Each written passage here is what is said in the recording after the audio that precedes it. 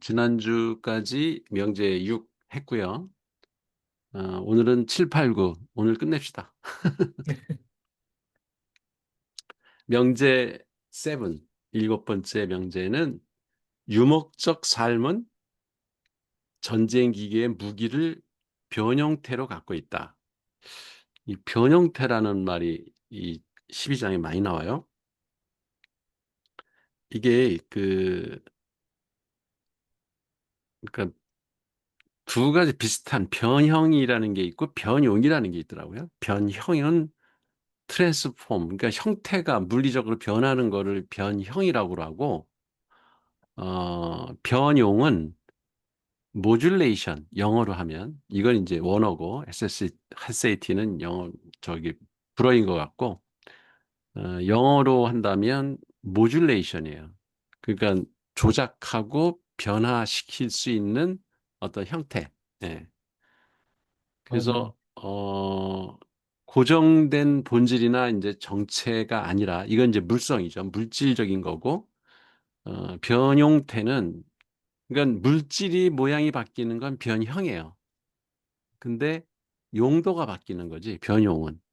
그래서 색깔이 바뀌고 뭐 흐름, 무슨 사건 이런 개념하고 연관이 돼 있어서 용도가 바뀌는다. 이렇게 생각하면 쉬울 것 같아요. 변용태라는 말은. 용도가 바뀐다요? 네, 용도가 바뀐다. 그러면은 용도가 월- 바뀌기 위해서 변형을 시키는 거지. 그러니까 그, 밥을 원래 주걱이었는데 예. 얘가 뭐 삽이 된다는 이런 어떤 용도를 얘기하는 건가요? 그러니까 처음에 그 유목민들이 이제 그런, 뭐, 호미를 만들었다. 예를 들어서. 그러다가 이 호미를 가지고 땅만 파는 게 아니라 이거 가지고 무슨 뭐, 그, 공장에서 일할 때 뭐를 이렇게 그 깨는 거에도 쓰고. 떠내는 깨내거나 뭐 떠내는 도구를 하나 만든다. 그러면 이제 변형태가 되는 거죠. 좀 뭔가 지금 쓰고 있는 걸 기발하게 뭔가 다른 데 응용해서 쓰는 사람들이 예. 변용. 그 상황에 따라 필요에 따라 변해가는 거죠. 음, 그 그래서 어, 그 흐름에 이제 연결을 시키는 거예요. 아, 계속 변하는 거기 때문에. 예, 그래서 그렇군요. 여기서 이제 무기가 나오는데 에, 무기하고 대비되는 단어가 도구예요, 도구. 음, 그래서 도구는 농사 지을 때 우리가 그 호미, 낫 이런 건 도구라고 그러죠. 네, 근데 얼핏 생각하면은 유목민이라는 게 이렇게 돌아다니면서 뭐 농사도 짓고 뭐 전쟁도 하고 그러니까 농구들은 마치 유목민과 연결된 것 같은데 그렇지가 않고 농민이라는 개념은 이 노동자 개념과 함께 이 12장에서 국가 장치하고 연결이 돼요.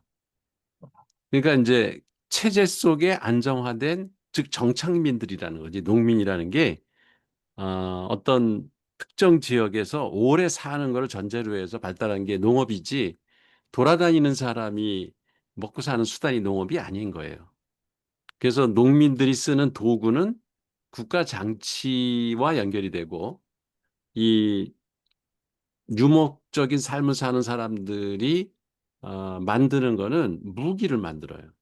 음, 그래서 그 무기를 만드는 재료가 금속이기 때문에 저번에 뭐 야금술이 네, 어, 유목적 삶, 전쟁 기계의 무슨 표현 형식이다 이런 얘기를 한 적이 있는데 그 그래서 그런 말이 나온 거예요. 아, 그래서 유목민은 무기하고 연결이 된다는 것. 음.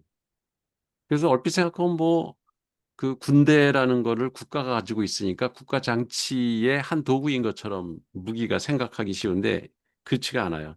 그러니까 유목민이 우리가 지금 전쟁 기계라는 말을 계속 같이 사용했잖아요. 유목민의 삶이 전쟁 기계와 연관이 있다고.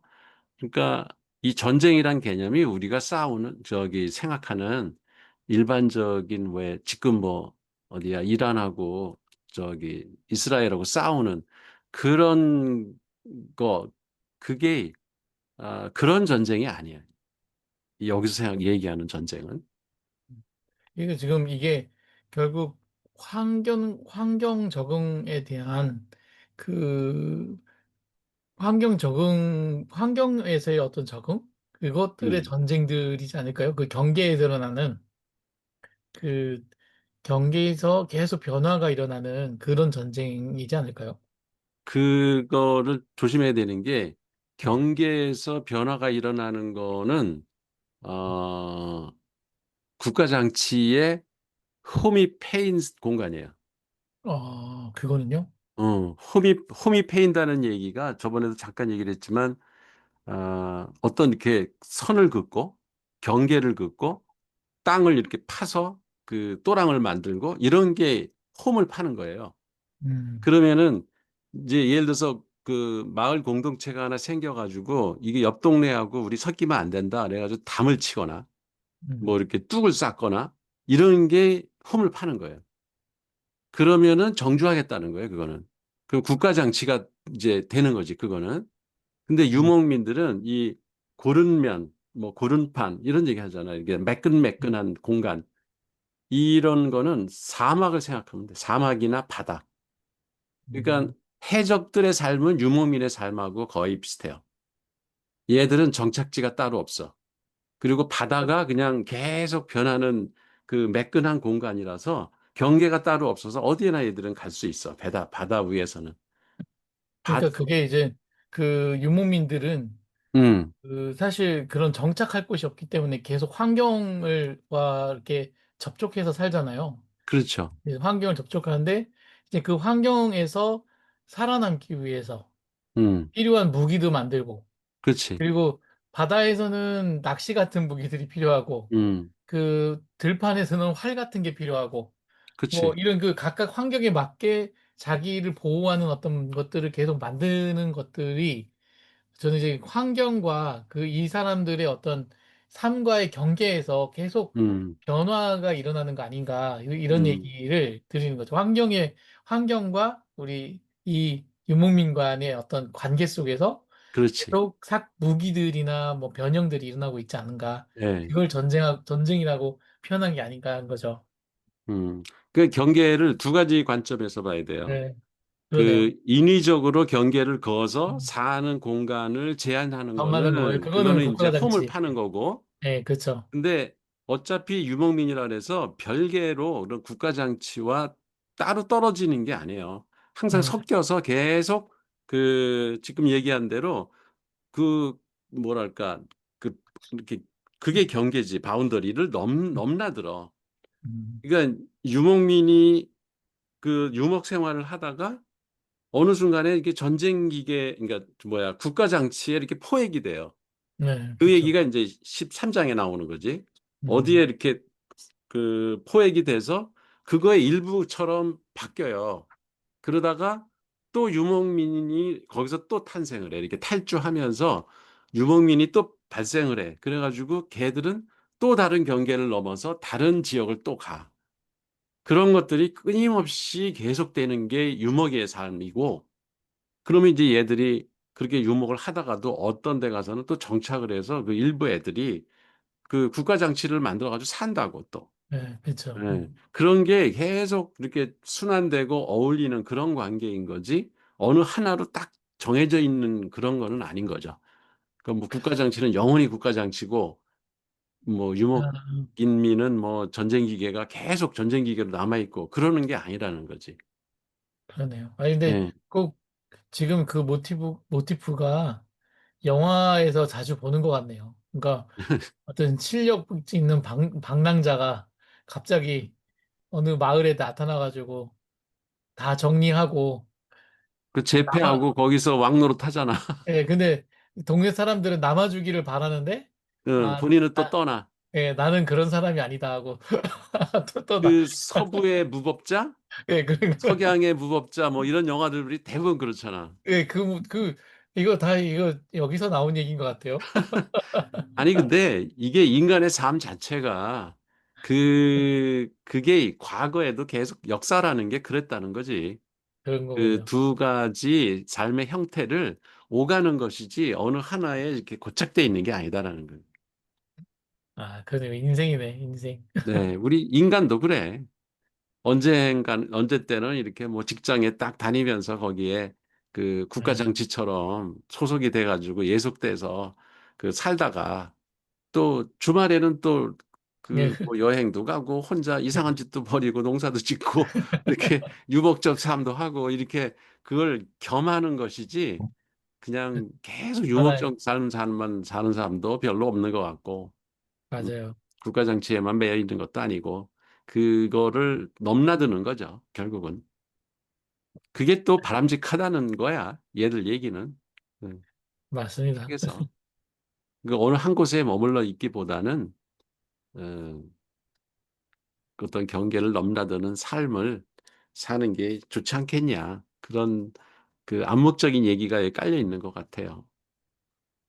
근데 이제 어쨌든 유목민들이 만드는 그 무기라는 거는 항상성이나 이런 게 아니라는 게 고정된 게 아니라 사건성, 어떤 환경과 어떤 필요를 만나느냐에 따라 바뀐다는 거지.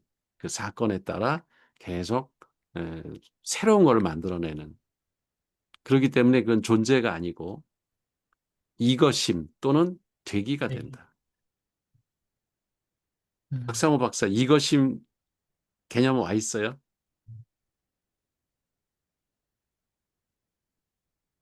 이것임. 예, 저번에 수업은 아니 저기 한번 했었는데 정확하게 또 모르겠네요. 음, 그러니까 되기는 과정이고 고정돼 있는 건 존재잖아.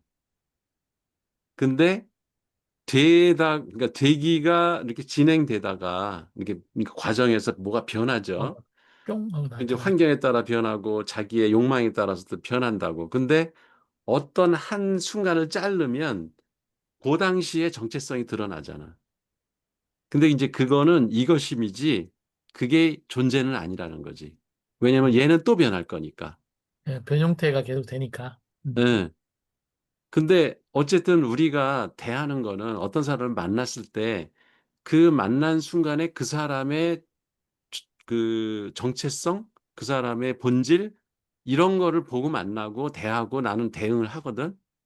그러니까 그때는 나는 이것임을 대하는 거지 그 사람의 존재를 대하는 건 아니야. 근데 왜냐면 그 사람도 조금 있으면 변할 거니까. 그렇지만 계속 변한다고 정체가 없다고 하면은 내가 만날 대상이 없어지는 거지. 음. 뭔가는 실체가 있어야 되거든. 그 순간에 이 사람의 실체, 지금 말하고 있을 당시에 이 사람의 정체는 뭐냐, 이 사람의 본질은 뭔가, 실체는 뭔가 이런 거를 우리는 거기에 대응해서 반응하는 거지. 그런 게 이 사람 계속 변할 거야. 그러면서 사람을 만날 수는 없잖아. 그, 그래서 그 당시에 그 객체에 내가 만나는 대상의 그 실체, 이게 이제 이것임이라고 하는 거예요. 그게. 아, 그러니까 에센스라는 변하는 것이, 과정 속에서 어느 한순간의 정체성, 이렇게 생각하면은, 음, 에, 이해하기 쉬울 거예요. 그러면 이것임이란 말을 이해하는데 정말 시간이 많이 걸렸어요.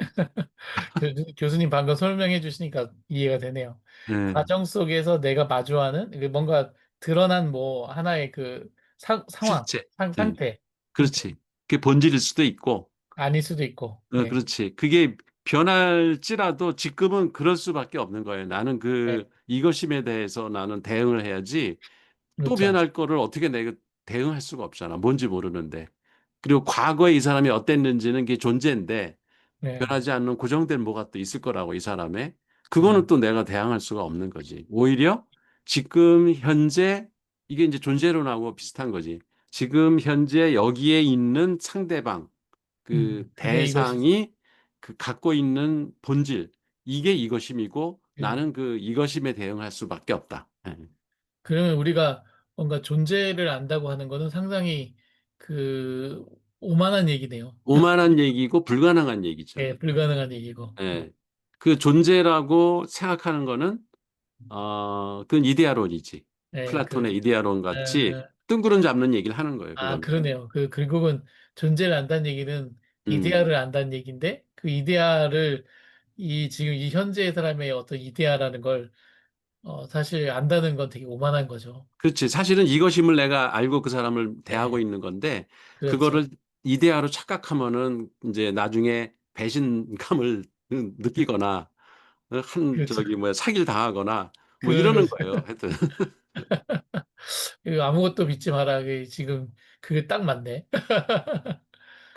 그렇지만 어쨌든 상대방의 네, 실체가 있어야 내가 그 사람하고 대응을 할 네, 거 아니야. 그거에 대응하죠. 따라서 뭐 계약도 하고 뭐 사랑을 하든지 연애를 하든지 뭐 네, 인간관계도 형성하고 할 텐데 뭔가는 있어야 될 거 아니야. 그것이 이것임이라는 거지. 예. 나중에 그게 네. 변할지라도 나는 지금 그거를 믿을 수밖에 없는 거죠. 아, 그래서 그 변형태의 예가 이제 게릴라 전술. 게릴라 전투는 그건 전쟁 기계 예고, 어, 게릴라가 쓰는 어떤 그 흐름, 방침, 방식, 이게 이제 에, 변형태라는 거죠. 그리고 해커들이 이용하는 그 코딩 방식, 그런 것들이 이제 변형태다. 얘들은 상황 따라 계속 변하거든. 네, 그쵸. 그러면 전쟁 기계 변형태적 무기는 경영이나 기업이나 교육 이런 비군사적인 영역에서 어떻게 응용될 수 있을까? 이건 음, 한번 토론을 해보자는 거죠. 그 그게, 기업에서 CEO니까 한번 변형태가 우리 회사 내에 어떻게 존재할까? 이게, 그, 어쩌면 회사는 이제 국가장치 같은 장치이긴 한데, 거기에서 이제 환경이 계속 변하고, 고객도 변하고, 그 시대도 변하고, 이 모든 음, 환경 요소들이 변하는데, 거기에 맞춰가지고, 어, 그, 제품 전략도 짜야 되고, 음, 특히 요즘은 기업 그 대표들이 되게 고민하는 게 신입들이거든요, 신입들. 예, 기존에 생각했던 거와 가치가 너무 다르기 때문에 이 친구들과 같이 힘을 합쳐서 일하는 걸 너무 힘들어해요. 근데 음, 그것이 이제 결국 뭔가 근무 환경이나 일에 대한 마인드셋이 바뀌었음에도, 계속 우리는 옛날에 우리가 좋게 보았던 어떤 그 이상향을 가지고, 이 친구들의 일하는 방식을 뭐라고 하거든요. 음, 근데 그걸 받아들이는 그런 행위들, 이런 게 결국 또 다른 변형태가 될 수 있을 것 그렇죠. 같고, 네. 예. 그게 마인드가 됐든 시스템이 됐든 뭐가 됐든 그들이 와서 마음 담아서 일을 할 수 있게 만드는 건데, 근데, 어, 물론 실무에서도 애자일 팀이라는 거를 쓰나? 애자일 팀? 에자일 팀이라는 건 팀이라고 하진 않는데, 예, 고객하고 이렇게, 저기 프로토타입 아시죠? 프로토타입. 예, 프로토타입이 사실 만들어가지고 에자일하게 계속 프로토타입을 고도화해 가잖아요. 예. 그게 사실은 에자일 팀이라는 표현은 잘 안 쓰지만은 그냥 음. 조직 안에서 에자일의 어떤 요소들을 활용을 하죠. 근데 에자일 팀은 최근 없어요. 글로벌 기업에서는 그런 말을 쓴대요. 네, 우리나라에서는 아직 별 안 쓰는 것 같은데, 그 그렇죠. 넷플릭스나 저번에 얘기했던 네, 그 스포티파이 이런 데서는 애자일 팀이라고 그러는데, 그래서 어떤 부서에 사람이 고정된 멤버가 있는 게 아니라 네, 그 그때. 고객의 어떤 요구가 들어오면은 그거에 그 대응하기 위해서 어떤 사람을 거기다가 투입을 시켜가지고 그 팀원을 새로 구성한다든지 걔들의 활동 목표나 영역 그다음에 그 사용할 수 있는 공간, 도구 이런 것들을 수시로 바꿔준다는 거죠. 저희, 저희가 지금 그런 시기죠. 지금 상당히 우리 직원들의 이동이 많거든요. 예. 일로 그걸 갔다 절로 내자의 갔다. 팀이라고 그러더라고, 예, 그거를. 그게 그렇게 안 하면은 대응이 안 돼요. 예. 고정된 모습으로는 안 돼요. 그리고 옛날처럼 장기적인 일이 별로 없어요. 음. 대부분 2개월에서 3개월 내에 뭔가 딱 끝내고, 그리고 뭔가 그 했다가 또 다른 해쳐 일이 모여. 있고, 예. 그렇게 해서 이게 계속 이 조직이 계속 바뀌어요. 이 고정된 조직이. 그러니까 우리 팀장들이나 결국은 팀장들은 계속 새로운 조직을 마주하게 되고 새로운 임무를 계속 받아요.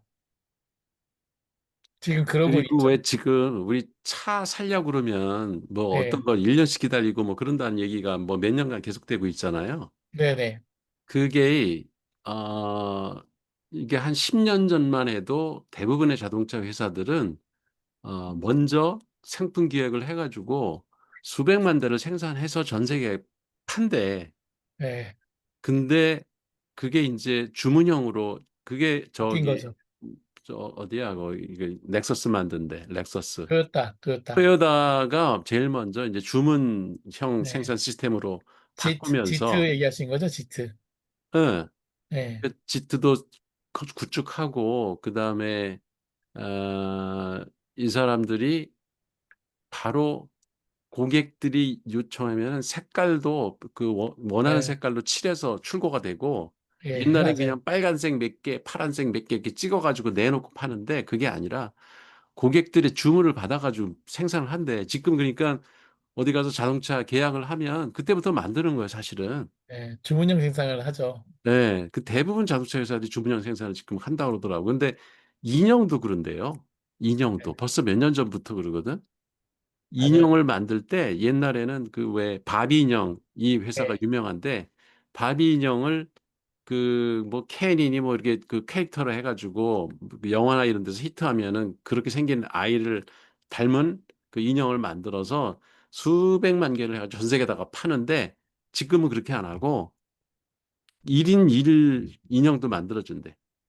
아, 인터넷에서 자기가 뭐 헤어스타일도 고르고 얼굴의 모양도 고르고 그 뭐 옷, 그 구두 이런 거를 다 액세서리 이런 거를 다 골라가지고 주문을 넣으면은 그걸 만들어서 보내준대. 제 또 잘하는 데가 다나와하고 저희 컴퓨터 같은 컴퓨터 회사들이, 음, 컴퓨터 조립 회사들이 그런 거 많이 해요. 컴퓨터 주문형, 사양을 이제 고객이 원하는 대로. 예, 그렇죠. 그거대로 음, 찝어서 해주는 거죠. 그러니까 지금 주문형은 많이 하죠. 예. 그래서 그런 식의 생산을 하려면 그걸 생산하는 팀이 옛날처럼 라인 공정 쫙 깔아놓고 똑같은 차 계속 찍어내는 그런 식이 되면 네, 안 된다는 거지. 그렇죠. 그게 이런 변형태 방식의 조직 구조를 가지고 있어야 음, 대응을 할 수가 있는 그런 시대가 지금 되고 있다. 그렇죠. 그 소프트도 그렇게 돼, 소프트웨어도 그렇게 이미 가고 있지 뭐 소프트웨어는. 예, 그렇게 이미 가고 있죠. 예. 맞춤형으로 조금씩 조금씩 가고 있어요. 우리 박상호 옛날보다는 박사는 학교에 있으니까 교육 시스템에서는 어떻게 적용할 수 있을까요? 이 변형태 방식의 교육 방식. 적용보다는 제가 지금 이제 이거 보고서 생각한 건데요. 예. 교육은 이제 어떤 교수님들이나 교수학습 차원이고, 저는 이제 교육 행정 차원에서 교육 행정. 예, 예, 보면은 우선 여기서 먼저 변형태적 무기하고 아까 이제 교수님께서 얘기했듯이 이제 도구하고 이제, 음. 이제 좀 이렇게 나누어서 볼 수도 있고 어떤 관점에서는 같이 볼 수도 있을 것 같은데요. 예. 만약에 도구라고 하면은 현재 어떠한 그룹웨어라든지 우리 학교의 어떤 음. 뭐 규정이라든지 그런 걸 볼 수 저기 생각할 수 있을 것 같고요. 무기라고 하면은 변형태적 무기는 지금 현재로는 뭐 저기 뭐야 AI나 아직 음. 우리가 직접적으로 이제 저번 시간에 박지원 대표님은 많이 사용되고 있고 지금 많이 쓰고 있죠. 많이 보편화되고 있고 어떻게 보면 AI가 뭐 저기 너무나 식상할 정도로 나와 있고 지금 국가에서도 그렇게 하고 있는데 학교에서는 아직은 변형태적 무기는 AI이지 않는가. 음.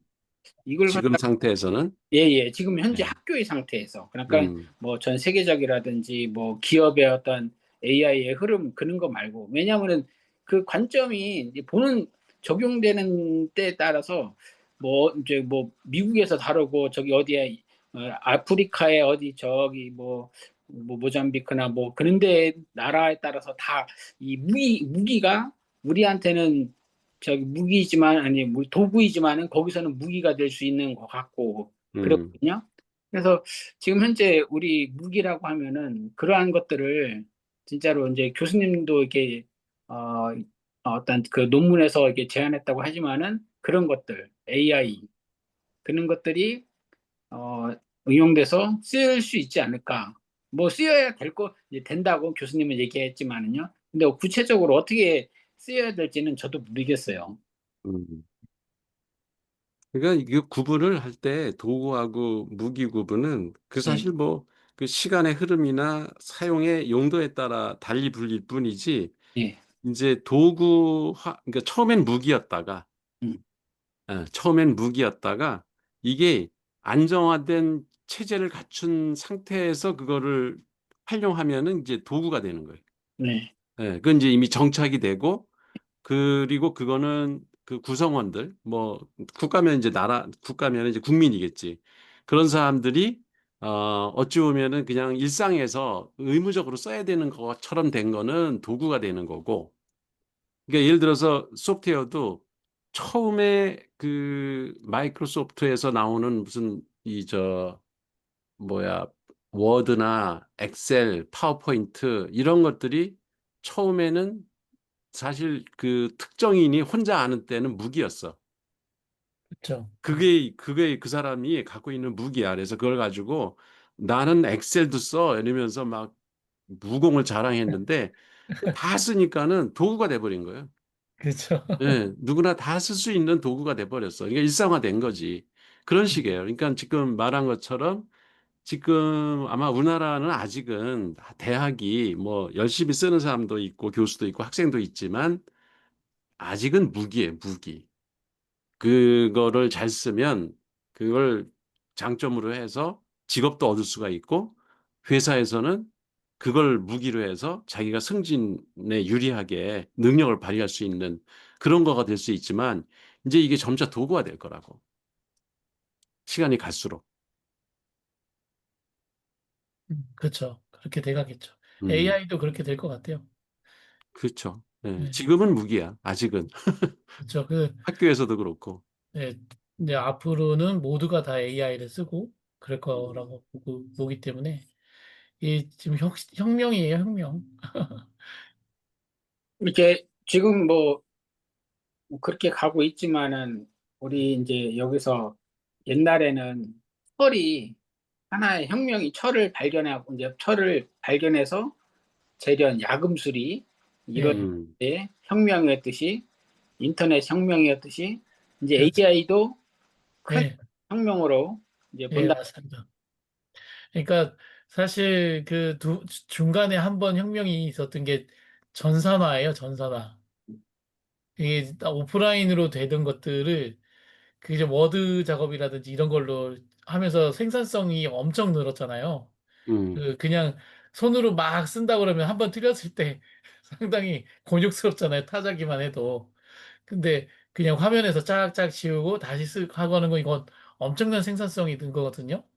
근데 그치. 이제 그 어떤 레벨에 새로운 어떤 AI를 다 붙여가지고 새로운 어떤 것들을 하는 그 새로운 혁신이 지금 온 거예요. 생산성을 점핑하는 그런 게 온 거죠. 네, 나는 실제 체험을 했어요. 그 회사 다닐 때 예. 그 기획부에서 이제 사보를 만들었거든. 아, 네네. 근데 워드가 없었어, 그때는. 아, 그래요? 없었어. 내가 그게 4년, 아, 그치. 그치. 83년 그때는, 만에서 예, 기획실로 맞아요. 가가지고 사보를 만들었다고. 그 임원들이 보는 그 아, 금융 그 뉴스들을 갖다가 다 원서에서, 그러니까 예, 비즈니스 윅, 무슨 뭐, 포브스 이런 데서 그 발췌를 해가지고 금융 관련 소식들을 내가 예. 번역을 해갖고 타이핑을 했어. 아, 그 전동 타자기 갖고. 타자기, 맞아, 타자기. 어, 타자기 가지고 이렇게 타이핑을 해가지고 삽을 만들어서 그걸 복사해가지고 나눠줬어요, 임원들한테. 아, 근데 막 치다가 한 줄을 빼먹잖아. 그럼 다시 쳐야 돼. 하이, 아주 그런 날은 짜증이 나가지고 하루 종일 밥맛도 없어. 일한 게 너무 내가 한심해가지고. 그러니, 아유, 그걸 타이핑을 또 다시 하고, 어떤 때는 이제 한 글자, 두 글자, 뭐, 맞아요, 틀린 주어가 거. 틀린 거는 액정 잉크 있잖아, 하얀 예, 거. 맞아. 그걸로 다 이렇게 하고 다시 쳐. 아유, 그런 생각하면은 워드가 나는 내 인생을 바꿨다. 만약에 한국에서는 그 당시에 타자 쳐서 논문을 썼어요. 박사 논문, 석사 논문, 맞아요, 맞아요. 대학원에서. 그래서 맨날 타자 치는 게 그 사람들 그 논문 쓰는 거에 주요 작업이야. 근데 네, 만약에 그 상태였으면 난 석사 박사 논문 못 썼어. 난 못해, 그게 그거. 그 생산성 현상이 그 전자화되면서 엄청 늘어난 거거든요. 근데 그렇지. 사실 근데 지금까지는 그 전자화의 그 연장선이었어요. AI 있기 전까지는. 음, 그냥 왜냐면 사람이 계속 수정했으니까. 음. 근데 이제 AI가 오면서 사람이 수정할 부분을 얘가 이제 어시스트를 해주면서 이제 그 대신해주기 때문에 보조를 해주기 때문에 완전 다른 어떤 생산성이라고 하는 거예요. 그러면 이 전형적인 변형태지. 예, 예, 그걸 이제 안 쓰면 생산성 느린 낮은 인간이 되는 거예요. 맞아요. 어, 그리고 그게 단순히 그러니까 손으로 하다가 타작이 되는 거는 기능적인 어떤 예, 전환이잖아. 그렇죠. 퀄러티인 변함이 하나도 없거든. 예, 그렇죠. 근데 워드가 생기니까 이게 논문의 질이 달라져. 예, 왜냐면 옛날에는 그 타자기로 할 때는 내용이 좀 마음에 안 드는 게 이렇게 뒤에서 쓰다 보면 앞에 잘 쓴 게 마음에 안 들잖아. 그치, 그래서 바꾸고 싶은데 이게 타자 치기 싫어서 그냥 내버려 둬. 그치. 근데 이게 워드로 하니까는 다 아무 때나 고치죠. 가서 바꿀 수가 있잖아. 예, 그러니까. 예. 나중에 프린트만 그냥 한 번에 프린트하면 되는 거지. 그 전에는 얼마든지 바꿀 수 있기 때문에 내용을 품질을 계속 올릴 수가 있다고. 예, 맞아요, 맞아요. 사고하면서. 그러니까 좋은 변형태의 예죠, 그게. 변형태적 무기네, 그야말로. 지금 예, AI는. AI가 그런 거죠. 그러니까 학생들도 그런 관점에서 사용하게 하면 교육에서 네. 네. 또 근데 그렇게 쓸 줄 알아야 사회 나와서 경쟁력이 있지. 예, 그거 못 쓰면은 이제는 무기 없는 없는 거죠. 애잖아. 무기 없이 총 네. 안 들고 전쟁터에 나가는 건 똑같은 거야. 약간 적극적으로 쓸 수 있게 사실 교수님들이 적극적으로 쓸 수 있도록 이런 어떤 설명과 강의안들이 가야 돼요. 맞아. 그러니까 과제도 그런 식으로 굳이 내주고. 굳이 이게 얘의 어떤 평가 때문에 못 쓰게 하는 이런 것들이 아니라 음, 오히려 이것을 포함한 결과의 평가가 좋게 만들게 나오게 하는 사고를 더 많이 하게 하는 이런 쪽으로 좀 더 평가를 돌리고 이거를 잘 쓴 부분에 대해서는 칭찬해주고 음. 그런 게 저는 앞으로는 필요한 것 같아요. 이렇게 얘기를 드니까 변형태적 무기란 말이 확실히 의미가 응? 예, 그런 것 같아요. 확실해지네. 예, 그 용도나 아니면 그 자기가 환경 변화에 적응할 수 있는 변화할 수 있는 그 흐름을 따라가는데 이게 필요한 무기 이렇게 얘기하면은 딱 지금 그 AI라고 하는 게 현재에서는 예, 아, 맞아요. 현 시대에 아주 대표적인 변형태적 무기가 되는 거죠. 예, 그래서 계속 새로운 무기를 계속 우리는 찾고 그거를 계속 장치화시키는 도구화시키는 음, 그런 어떤 역사를 살아온 것 같아요. 맞아요. 인간이 역사를 그런 것 같아요. 그 다음에 이제 명제 8번. 야금술은 필연적으로 유목과 합류하는 하나의 흐름을 구성한다. 이건 되게 처음에는 이 문장만 갖고는 내용이 있고 없는 것 같아요. 야금술이라는 게 이제 금속을 다루는 예, 기술인데 이게 필연적으로 유목과 합류한다. 그 말은 이해가 돼. 예, 왜냐면 유목민은 계속 무기를 만들어야 되니까 돌아다니면서 새로운 환경 만날 때마다 새로운 무기를 만들어야 되니까 금속을 가지고 야금술을 적용을 해서 새로운 무기를 계속 만들어내야 돼. 하나의 흐름을 구성한다. 그래서 이거는 나 혼자는 이걸 설명을 덧붙일 게 없더라고. 그래서 챗GPT한테 도움을 청했더니 얘가 이제 이걸 구분을 해주네. 그 본문 내용도 사실 이런 거예요. 야금술은 그냥 단순히 금속 가공 기술이 아니다라는 거예요. 이거는 상당한 유목민의 삶을 표현하는 물질적, 그러니까 내용 형식이라는 게 물질이거든요. 물질의 실체를 갖다가 이제 내용이라고 하는 건데 그걸로 등장을 한다는 게 야금술이라는 게. 그래서 물질과 흐름을 다루는 하나의 사유 방식이기도 하고 사는 방식이기도 한 거예요. 이게 실천 방식이기도 한 거죠. 그러니까 행동 사유뿐만 아니라 행동 방식이기도 해요. 이게 유목민들은 물질을 이렇게 다뤄야 야금술로 다룰 수 있어야 자기네들의 삶을 유지할 수가 있어요. 예. 그러다 보니까 생각도 그렇게 해야 되고 실제로 야금술로 물질을 다룰 수 있어야 살아남을 수 있어요. 그래서 그게 내용 형식이 되는 거예요. 표현 형식은 아니에요. 음, 음. 표현 형식은 전쟁 기계가 표현 형식이에요. 무슨 얘기냐면 전쟁 기계는 살아가는 사유의 방식을 전쟁 기계라고 하는 거고 그거의 구체적인 실천 내용은 야금술이라는 거예요. 그러니까 음, 사유 체계는 전쟁 기계고 실질적으로 물질을 다뤄서 내가 살아가는 삶의 수단은 야금술이라는 거예요. 음, 구분이 되죠, 이게. 네네요. 음. 그래서 아까 그러니까 앞에서 한참 전에 했던 어, 전쟁 기계는 표현 형식이다. 그런 말은 그 얘기예요.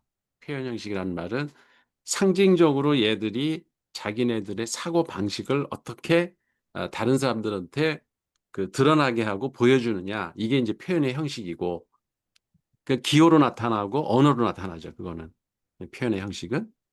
근데 그거는 다 이성적인 측면에서 하는 얘기들이에요. 이 우리 뇌 안에서 일어나는 의식 구조에 관한 이야기지 실질적으로 몸을 써서 먹고 살으려면 그 어떤 새로운 재료, 새로운 환경에 맞춰서 뭔가 물건을 다루고 그걸로부터 무기를 만들어낼 줄 알아야지만 실제 먹고 살 수가 있는 거지, 생물학적으로. 그거가 야금술이라는 거예요. 예. 그래서 그걸 내용 형식이라고 하는 겁니다. 물질을 다루는 형태, 형식. 그래서 내용 형식이라는 거고, 야금술은 금속을 다루는 기술이지만 철학적으로 생각한다면 그것도 하나의 흐름, 어떤 계속 변해가는 시간의 흐름에 따라서 변해가는 거를 다룬다는 거지. 이게 참 이 부분이 금속하고 연결한다는 게 좀 난해하긴 하더라고요. 그래서 본문을 사실 여러 번 봤어요. 이 부분에 대한. 아, 그랬더니 어떤 거냐면 이런 거예요. 그 나무는 물성이 정해져 있어요. 음, 대부분. 나무를 갖고 할 수 있는 게 뻔해. 예를 들어서 뭐 가구를 만든다든지 뭐 탁자를 만든지 젓갈을 만들든지 이렇게 나무라는 물성이 갖고 있는 그런 한계 때문에 걔가 아 그걸 갖고 뭐를 만든다는 거는 이미 답이 정해져 있어요. 음, 예. 근데 금속은 왜 여기서 계속 야금술이라는 말이 나오냐면 금속은 그런 물질하고 달라. 얘는 형태가 바뀌고 뭘 만들면 그걸 가지고 또 다른 걸 만들 수 있고 녹일 수도 있고 그러니까 변형태를 무한히 갖고 있는 물질이에요, 이게. 금속은. 그러다 보니까 이게 유목민들의 삶의 형태랑 너무 잘 맞아떨어지는 거예요. 아, 계속 흐름이라는 건 변해간다는 거거든, 시간이 따라서 지나면. 그러니까 물질의 흐름이라는 게 물질이 자꾸 변해가는 거예요. 그러니까 물은 우리가 변한다고 그래야 세 가지밖에 없죠. 음, 액체이거나 얼면 고체이거나 수증기가 되면 기체이거나 세 가지 상태밖에 없지만 금속은 다양한 형태를 띌 수가 있어요. 그래서 여기서 유목민들의 삶을 가장 잘 표현하는 내용의 형식이 이게 야금술이고 그 실제 내용에는 금속이 있는 거죠. 네, 금속. 음. 아, 그래서 철학적으로 봐도 이거는 변해가는 상태, 물질의 흐름 변해가는 상태, 내적 변형의 감지. 예. 내적 변형의 감지. 그러니까 물질 내부에 어떤 변화가 일어나는 거가 감지가 돼서 그걸 인식을 해서 거기에 의미를 부여하고 또 그거를 기초로 해서 또 다른 걸 만들어낼 수 있고 이게 계속 반복돼요, 이 금속에서는. 근데 나무는 그게 불가능해요. 어느 한 시점에 내가 나무를 자르면 그걸로 단절이 돼. 더 이상 그러면 그게 변형이 야금술이라고 하는 거는 결국 저 변형태를 만드는 방법론이네요. 약간의 그게 어떤, 야금술이죠. 예, 그러니까 예. 변형태를 방법론이 만드는, 야금술이고 예, 그거의 대상물은 금속이고. 예, 그러니까요. 예. 그 야금술이라는 게 결국 방법론인 거잖아요. 이게 녹이는 예. 방법, 뭐 이런 처리하는 방법에 따라 가지고 그렇지. 그때 그 필요한 것들을 계속 변형해가는 그 표현을 얘기하는 거군요, 예. 야금술이. 맞아요. 그러면 지금 야금술이라는 게 유목민한테는 되게 중요한 핵심 생활 방식이네요. 그 핵심 사고 생활 방식, 방식이고 그들의 사유 사고를 방식. 지배하고 있는 거지 그게. 예, 사유 방식이군요, 사유 방식. 음. 계속 맞아요. 환경에 맞게 바꿔나간다. 예. 그리고 인제 형태 이전의 리듬을 다루는 실천을 의미한다. 이 말도 사실 쉬운 말은 아닌데 이게 무슨 얘기냐면 여기서 인제 형태라는 거는 그 아리스토텔레스의 진료 형상 관계에서 나오는 말이에요. 그쵸. 무슨 얘기냐면 어 거기서 형상은 form, 영어로 form인데 그게 이데아예요. 어떤 음, 이상적인 모습이 우리 실생활에서는 설계도야. 음, 이미 설계도가 정해져 있고 어 물질을 이용해서 그 설계도대로 만들어 내면 형태가 나오는 거예요. 그래서 완성된 거지. 물질이 변해서 어떤 설계도에 의해 그게 인제 형상에 의해서 변형된 형태가 그게 인제 형태예요. 근데 그거가 되기 이전에 리듬은 음악적으로 우리 설명을 했어, 리토넬로에서. 음, 뭔가 흐름이 변하는 거거든 자꾸. 그 필요에 따라 욕구에 따라 그다음에 그 환경에 따라 자꾸 변해 가면서 그 어떤 패턴을 띄우는 걸 리듬이라고 하잖아요. 이거를 다루는 실천이다. 실제 뭘 하는 거다. 이 야금술이라는 거는 음. 실천 방식이라는 거죠. 실천 방식. 철학적 사유 방식이기도 하지만 유목민들의 이 사람들은 물질을 다루는 실질적인 방법론이라는 거예요. 그래서 야금술이 되게 중요한 단어더라고 유목민한테는. 그러니까요. 되게 그 결국 시도해보고 뭔가 이렇게 붙여도 보고 그렇지. 뭔가 이렇게 찾아도 보고 하는 그 탐색해보고 그리고 그것도 한번 실제 만들어도 보고 뭐 계속 그런 과정을 그 반복하는 거네요. 야금술이.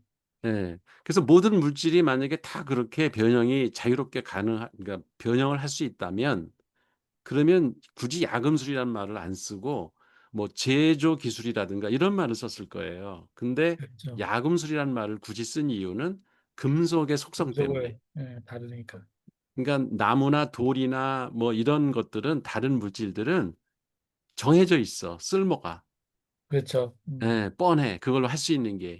근데 야금술은 상상을 초월해. 뭐가 나올지 몰라. 이거 가지고 별걸 다 만들어 갈 수가 있어요. 그리고 끊임없이 그걸 변형시켜 놓고 또 그걸 소재로 해서 그걸 진료로 해서 뭔가를 또 만들 수가 있어. 그러니깐 이게 재료공학에서는 아마 그거를 이 사람들 당연하게 생각할 거야. 그게 네, 그렇죠. 예. 그 왜 두랄루뮴인가? 두랄리뮴? 그 왜 비행기 그 만드는 재료. 그게 어, 뭘 뭐 납하고 뭐 주석하고 무슨 구리 뭐 이런 걸 막 합금해서 만든 거라며. 그 합금을 한다는 것도 사실은 금속을 변형시킨 거거든요. 그럼 그게 그 왜 티타늄 뭐 이런 재료들이 진짜 다양한 방식으로 쓰이잖아. 그 그렇죠. 변용태가 되게 다양한 거죠, 걔들이.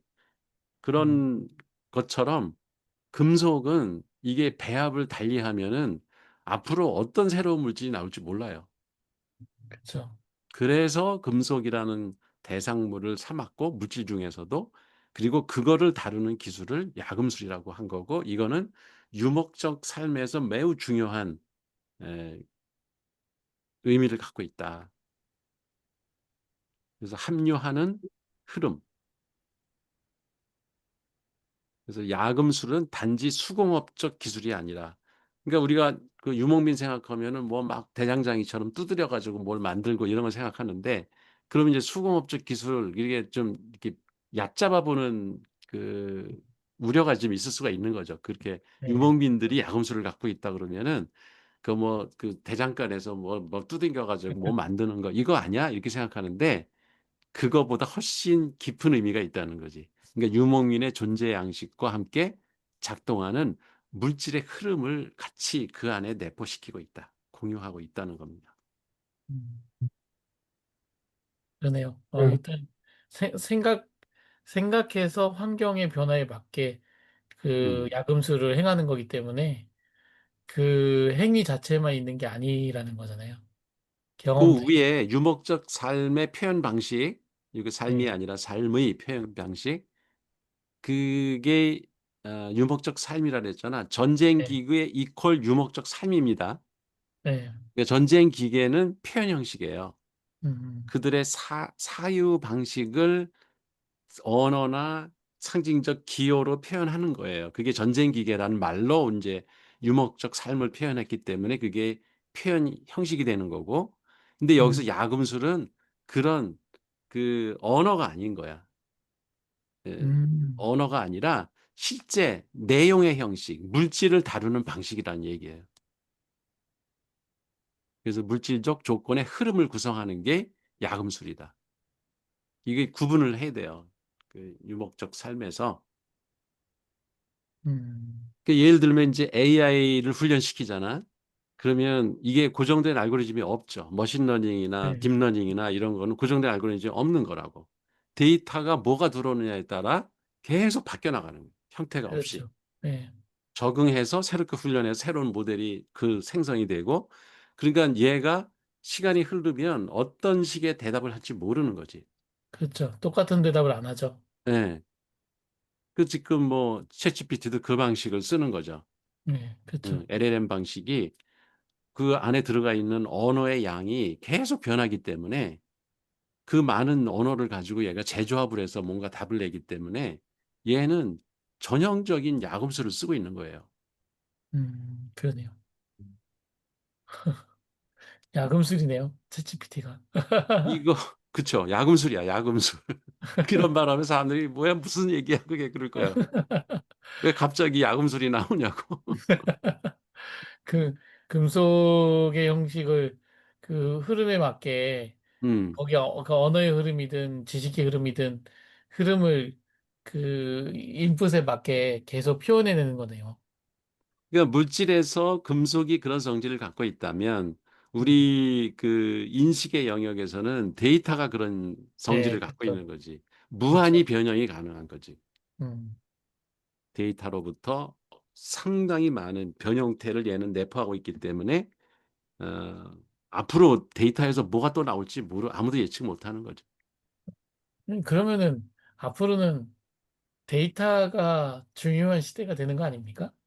그 데이터 신이라고 그러잖아. 데이터 신. 예. 아니, 근데 아직도요, 저는 그렇다면 좀 희한한 게 현장에서는 아직도 데이터를 만들고 데이터에 의미를 부여하고 그 데이터를 가공하고 이런 사람들이 주목받지 않아요. 원래는 그게 정상이지. 근데, 이 그쵸? 데이 그치. 데이터를 새로운 데이터를 만든다. 그 얘기는 신소재를 개발하는 거나 똑같은 거예요. 그렇죠. 그러니까 그 데이터에서 새로운 인사이트를 얻고 음. 아니면 그 데이터의 그 센서나 이런 것들의 조합을 좀 바꿔가지고 새로운 데이터를 조합해서 만들어낸다든지 뭐 그치. 이런 것들이 중요한 건데 맞아요. 그거를 되게 그 천시하는 그 그 조- 조직에 보면은 지금 자바 개발자, 파이썬 개발자, 모델러들은 많은데 지금 앞단에 그 센서로부터 센서에 대한 부분부터 그 센싱이 음. 결국 데이터를 만들어내니까 그 조합하는 방법, 그리고 그 데이터를 정리하는 방법, 이런 부분에 대한 그 엔지니어나 그런 데이터 만드는 사람들은 별로 없어요. 근데 그럴 수밖에 없는 게 그 학교 교육도 그렇고 우리 유클리드 교육팀에서도 사실은 교육 커리큘럼이 예, 데이터를 생성하는 교육은 아주 미미하거나 거의 없어요. 그냥 그렇죠. 대부분은 그건 기분, 주어졌다고 생각하고 그리고 뭐 크롤링하고 이렇게 모으고 예, 이미 SNS상에서 돌아다니는 데이터 모아 가지고 그거 그렇죠. 가지고 이렇게 시각화하고 연습하고 예, 뭐 그렇죠, 그거 그렇죠. 머신러닝 갖고 그 모델 만들어서 테스트하고 다 있는 데이터 갖고 하지 예, 자기가 스스로 데이터를 생성하는 그런 훈련은 거의 안 시켜요. 예, 그러니까, 그게 학교에서도 어려운 그래요. 게, 아, 안녕하세요. 예, 예. 그게 어려운 게, 제가 어제도 그것 때문에 이제 남녀공부랑 우리 그 회의를 했거든요. 예. 지금, 그럼, 일단 질문이, 그럼 데이터 재구조화를 한다는 게 야금술이라고 볼 수도 있나요? 그거, 재구조화도 야금술이라고 할 수 있죠. 예. 재구조화. 거기서부터 시작하는 거죠. 거기서부터. 그러니까, 지금 흐름으로 본다면, 여기서 얘기하는 저기 내용의 핵심은 현재로서는 데이터를 생성한다는 거가 이제 교수님 말씀처럼 교육 현장에서도 어떤 현상을 그 실행을 하는데 그 실행한 데이터를 지속적으로 정교하게 꾸준히 그거 데이터를 관리하고 하는 게 일단은 힘들어요.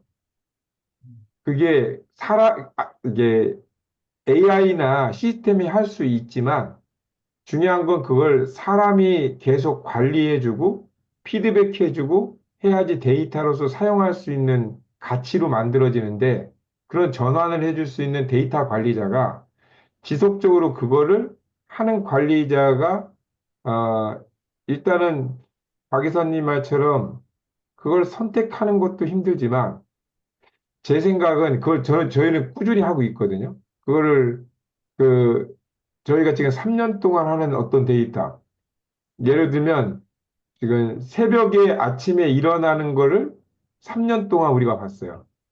음, 한 사람을. 3년 동안 봤더니 아침에 일어나는 데이터가 학습에 영향을 줘요. 얘 감정의 선을, 그 데이터의 재구조화를 그 흐름에서 보는 거죠.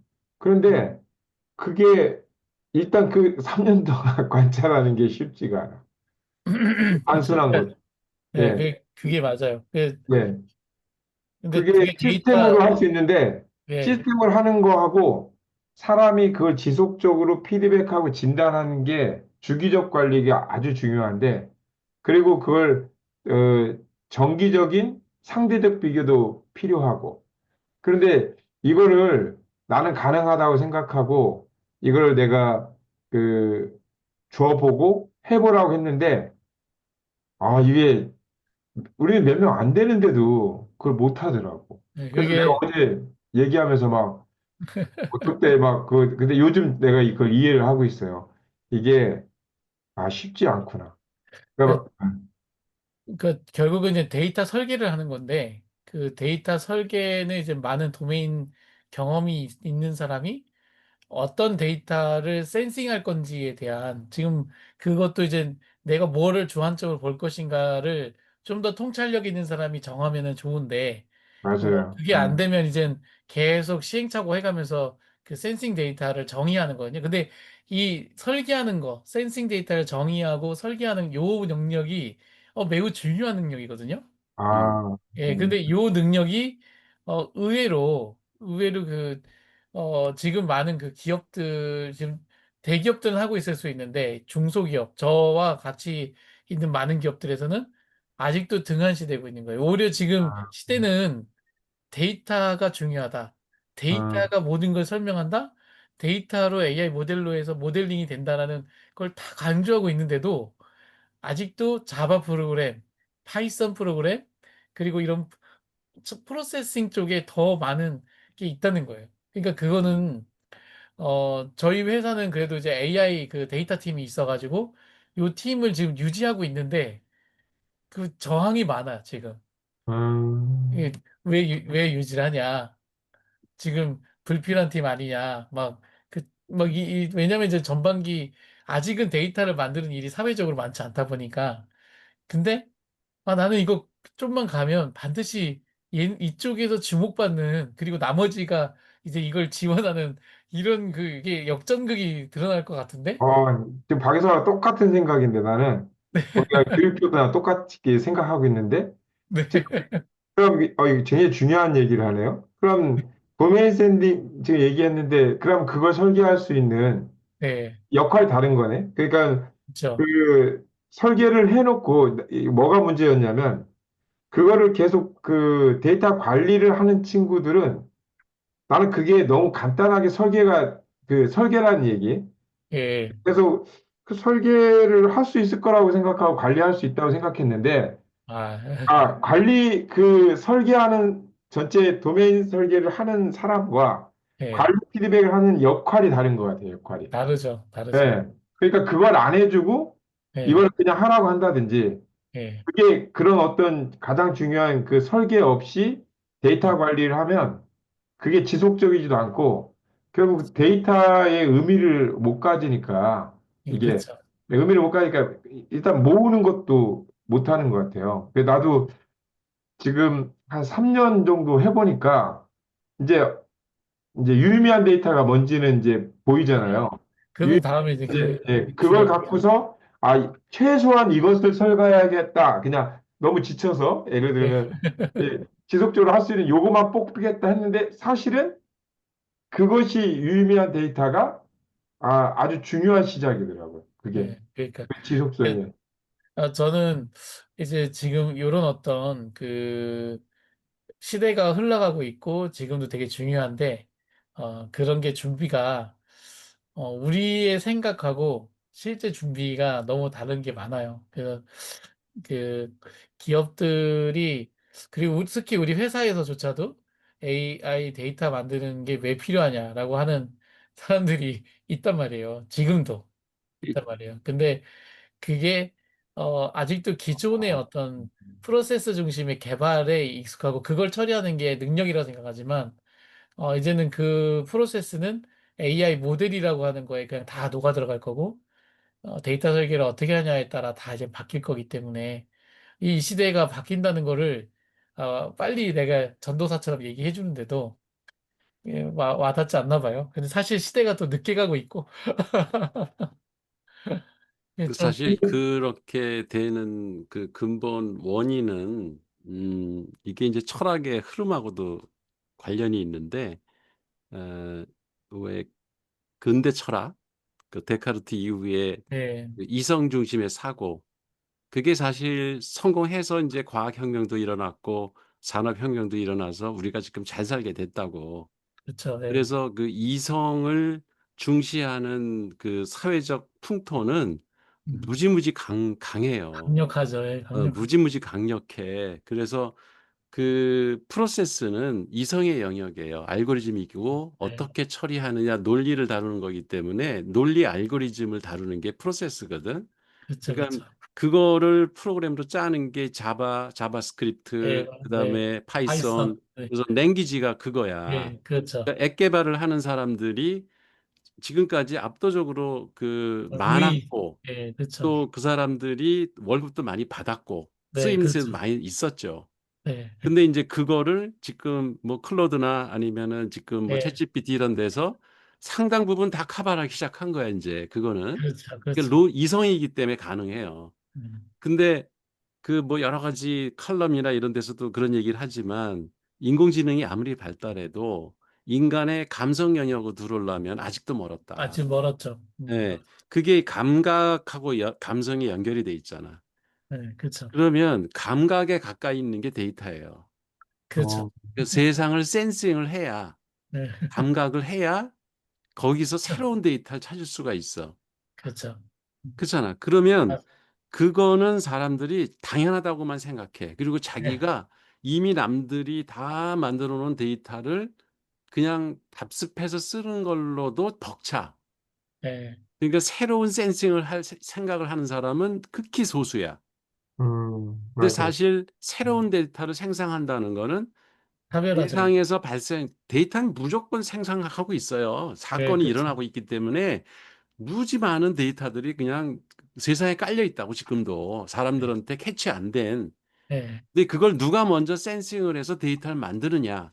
그렇죠. 이게 앞으로 인제 관건이 기업에서. 될 거고 성공의 열쇠가 될 거고 맞습니다. 그게 능력자가 될 거예요. 그게 비밀이 될 겁니다. 네. 그게 비밀. 그리고 처음에는 그 센싱을 해도 그 데이터가 비정형이야. 그렇죠. 어떤 틀이 없어. 프레임도 없다고. 예, 프레임워크가 없는 상태에서 그냥 텍스트로 막 들어오거나 무슨 이미지로 들어오거나 예, 막 이래. 그렇죠.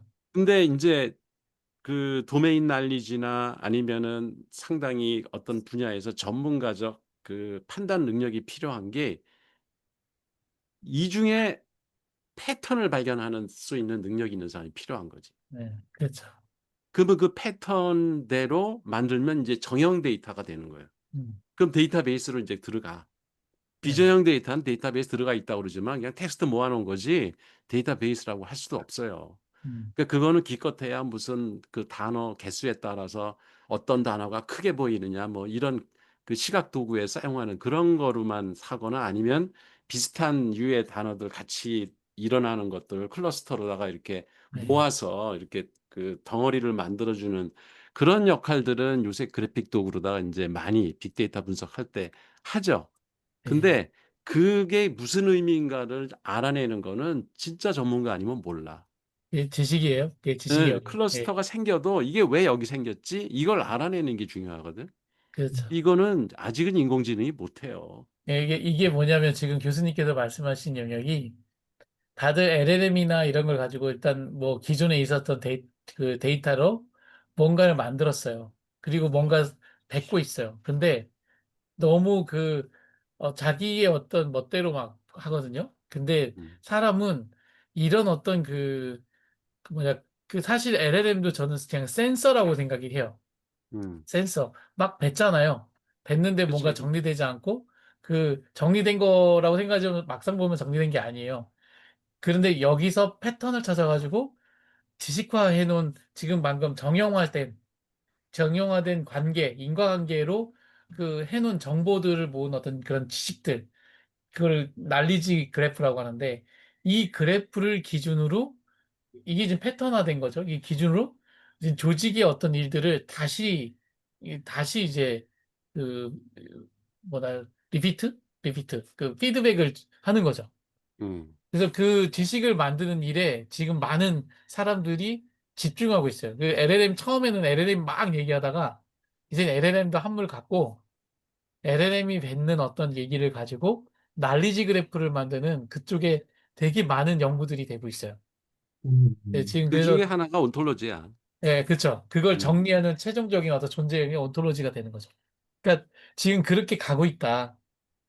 그렇기 때문에 LLM은 지금 앞단계다. 앞단계, 센싱 단계. 음. 옛날에 비정형으로 막 들어왔던 것들을 좀 정리하는 단계. 예, 그 시대가 그러고 있다는 거죠. 아, 그래도 데이터를 중시하는 시대가 빨리 왔으면 좋겠어요. 그래야지 네. 우리가 정말 되는데. 교수님 얘기한 그 지금 두 분 얘기한 오톨로지가 프로그램 이름이에요? 아, 데이터 표현 구조의 형식이라고 생각하면 돼. 지식 예, 표현 형식. 지식의 표현 형식. 지식의 표현 형식이란 용어예요? 표현 그 형식을 온토로지라고도 해요. 근데 아, 존재 형식이긴 한데, 아, 알리지 그래프 뭐 그 비슷한 말들이 세만틱 뭐 네트워크 뭐 예, 세만틱 그 웹 해가지고 지식의 표현 그 아예 그 인공지능 분야의 한 분야가 지식 아, 표현법이라는 그 책이 있어요.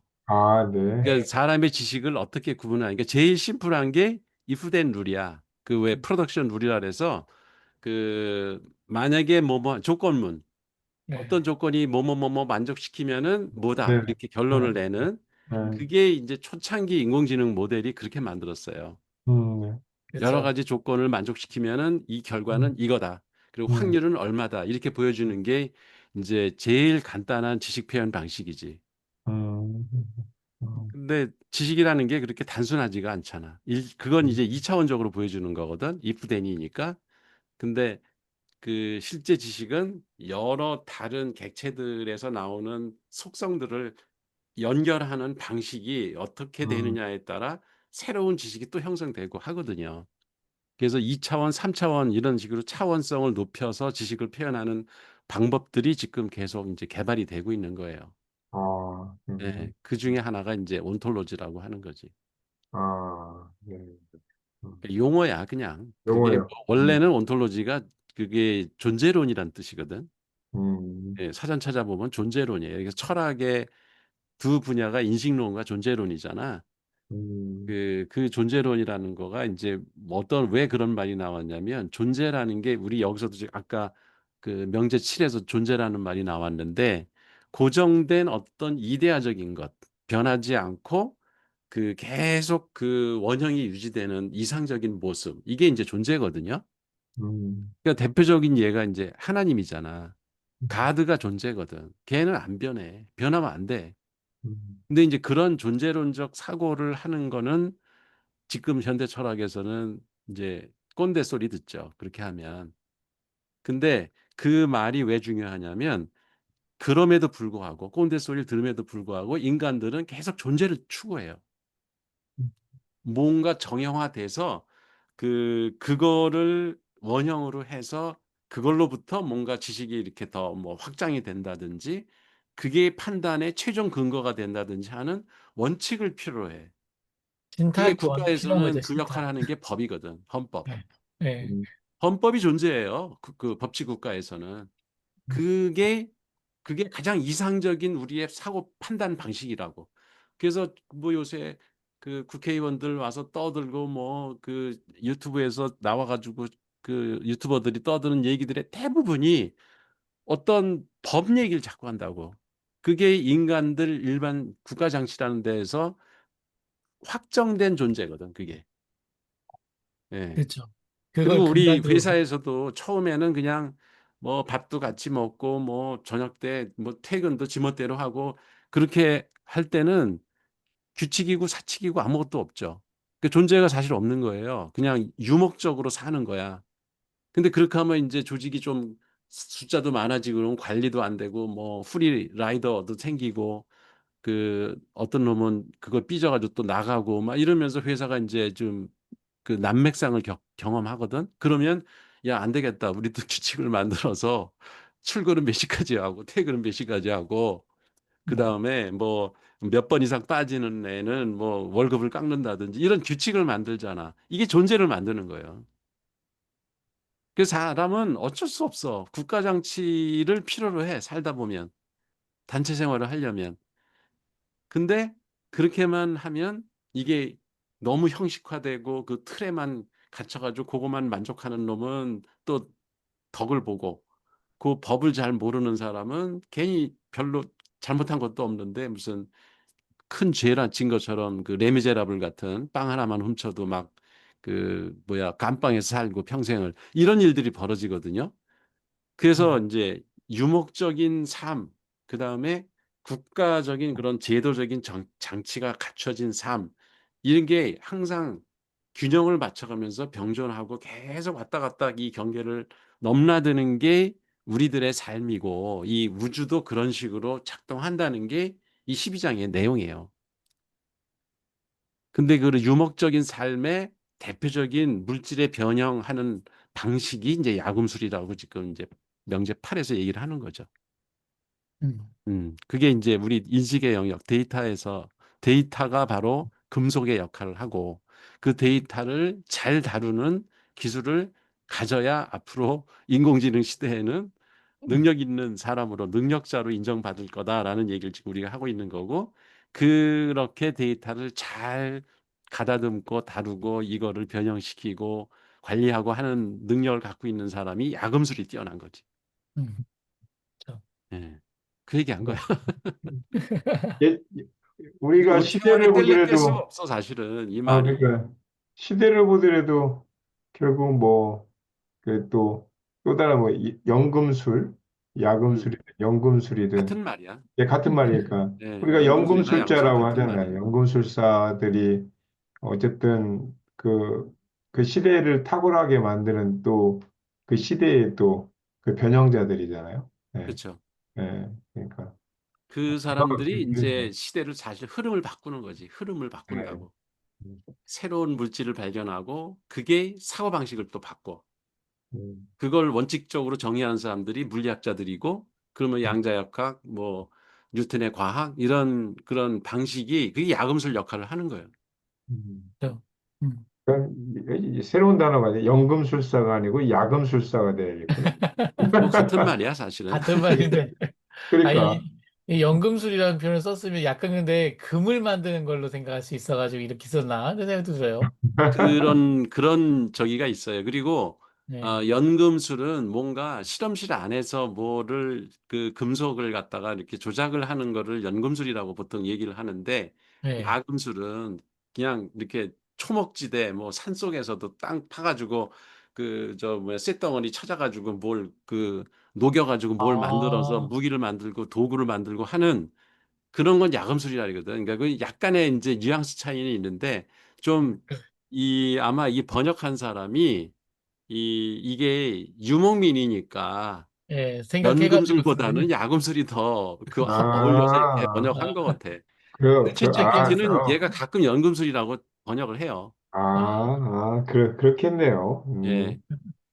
근데, 의미를 부여한 거네요. 예. 그러네. 야생적인 의무가 있잖아. 원시 예, 상태 그대로 이런 게 야가 있으니까 야금술이 그래서 이 사람이 그렇게 쓴 것 같아. 아, 사실 연금술로 해석했으면 예. 조금 더 이렇게 다가올 수도 있겠는데, 그치. 어떤 이해는 면에서는, 빨리 갔을 예, 거야. 근데 이해가 이제, 의미는 축소되지. 예, 맞아요. 이게 표면적으로는 오는데, 이게 깊이 들어가는 건 오히려 이렇게 예, 약술로 해버리니까, 우리가 더 뭔가 이렇게, 그, 그 범주가 조금 더 넓어졌다고 할까? 뭐, 그렇지. 그런 느낌이 드네요. 네, 맞아요. 사고의 폭을 넓혀줘요. 네. 그러니까 이 들레즈 책의 그 특징 중에 하나가, 우리가 이미 사실은 다른 분야에서 쓰던 단어들인데 낯설게 갖고 들어와요.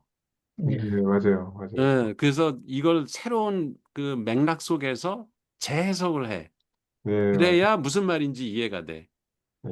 그래서 이 책이 난해하다는 이유가 그런 것 때문에 그런데 음. 그거를 넘어들면은 이게 가슴 절절히 맞네 이런 생각이 들어. 맞아요.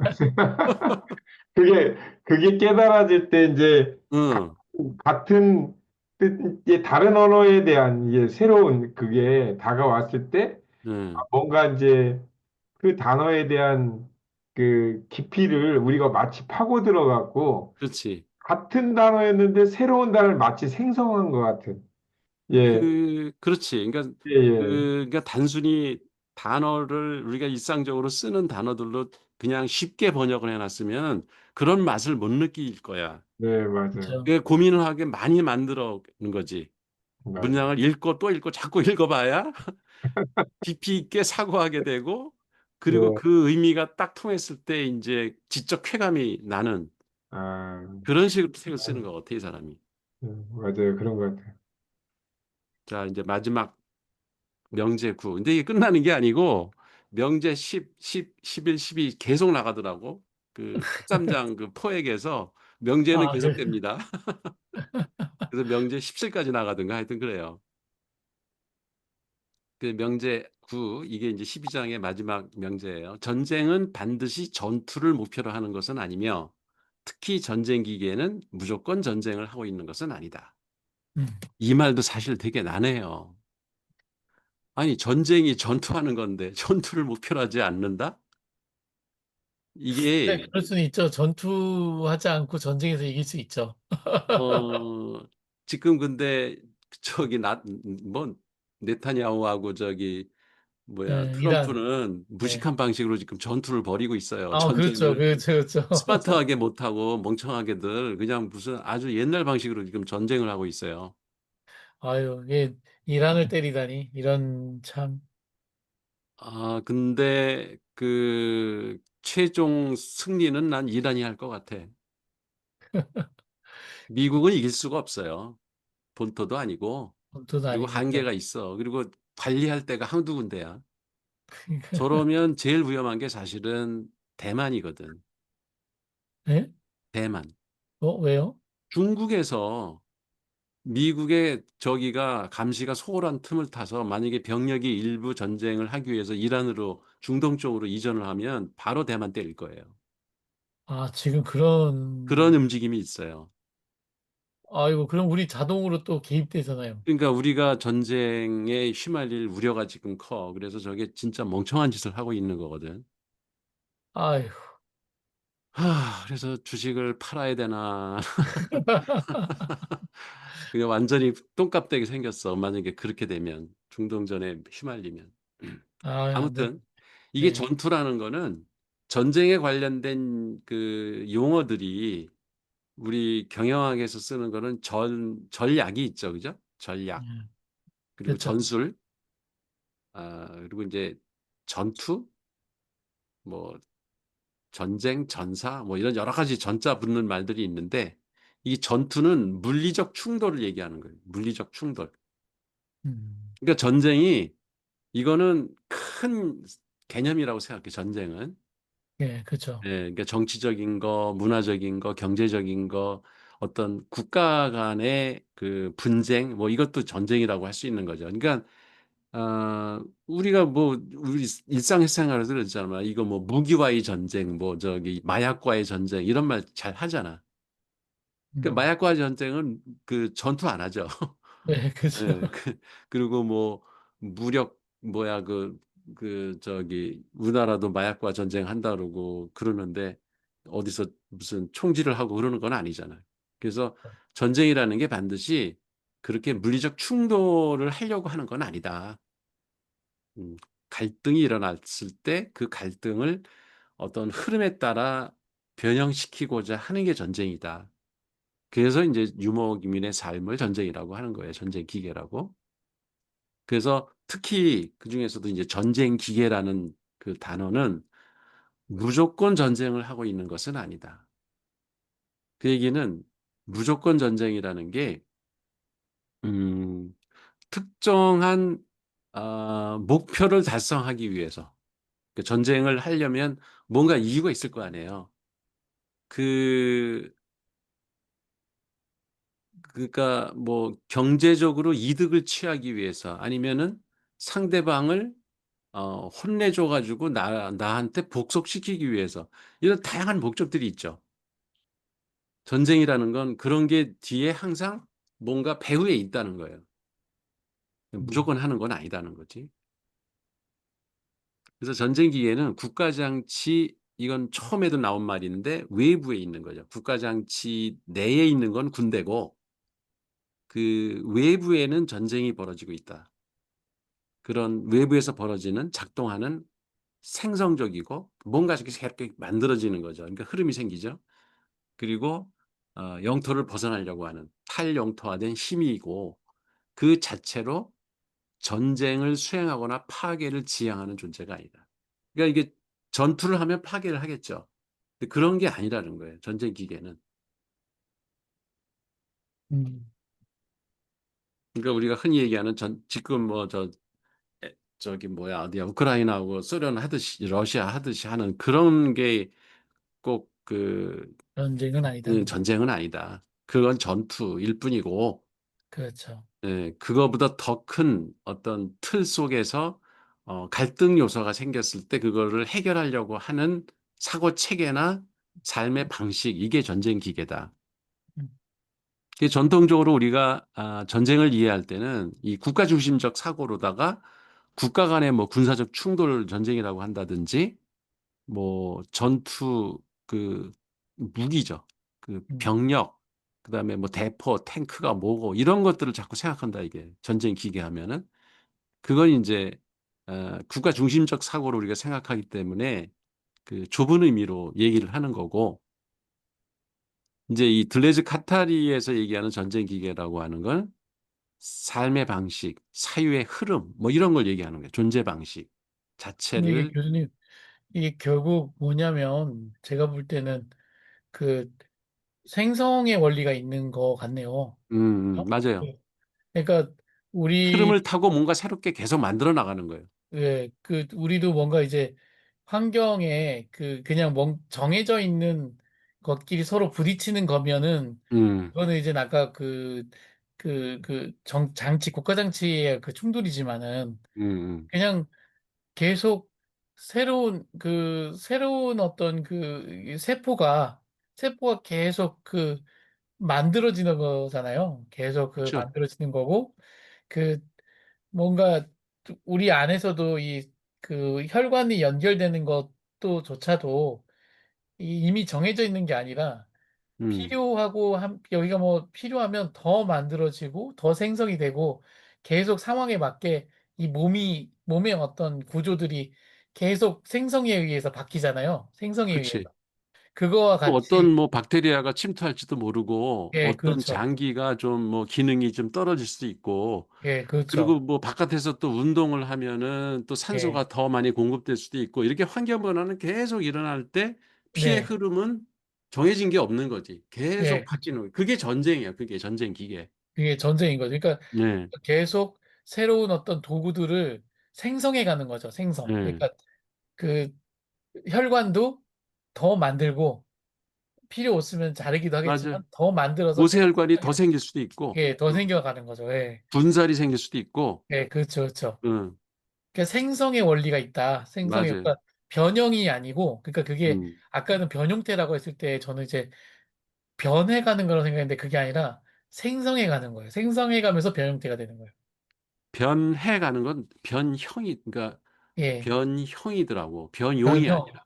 그렇죠. 변형, 변, 트랜스폼. 이제 변용은 계속 얘가 생성해가면서 새로운 어떤 새로운 용도를 만들 수도 있고, 그렇지. 새로운 이렇게 용도로 바뀌는 거지. 바뀌어가는 거죠. 예. 왜냐면 적응해야 되니까. 음. 진화의 한 내용인 거잖아요. 진화의 한 내용. 맞아요. 진화도 이거랑 똑같은 맥락이에요. 맥이 같은 거잖아요. 예. 그렇죠? 환경 변화에 따라서 적응해 나가는 거예요. 적응해서 뭔가 필요한 건 더 길어지고 필요 없으면 짧아지고 이러면서 생성해 가는 거잖아요. 음. 그, 이게 전쟁이라는 게 결국 그 생성의 원리에 의해서 환경에 적응해 가는 그런 어떤 것이라고 음. 생각하니까 딱 와닿네요. 맞아요. 유목적 흐름, 생성의 힘, 예, 그리고 규정화된 코드로부터 예, 벗어나는 것. 예, 그렇죠. 그러니까 어디에도 고정하고 고정되고 정착되는 게 아니에요.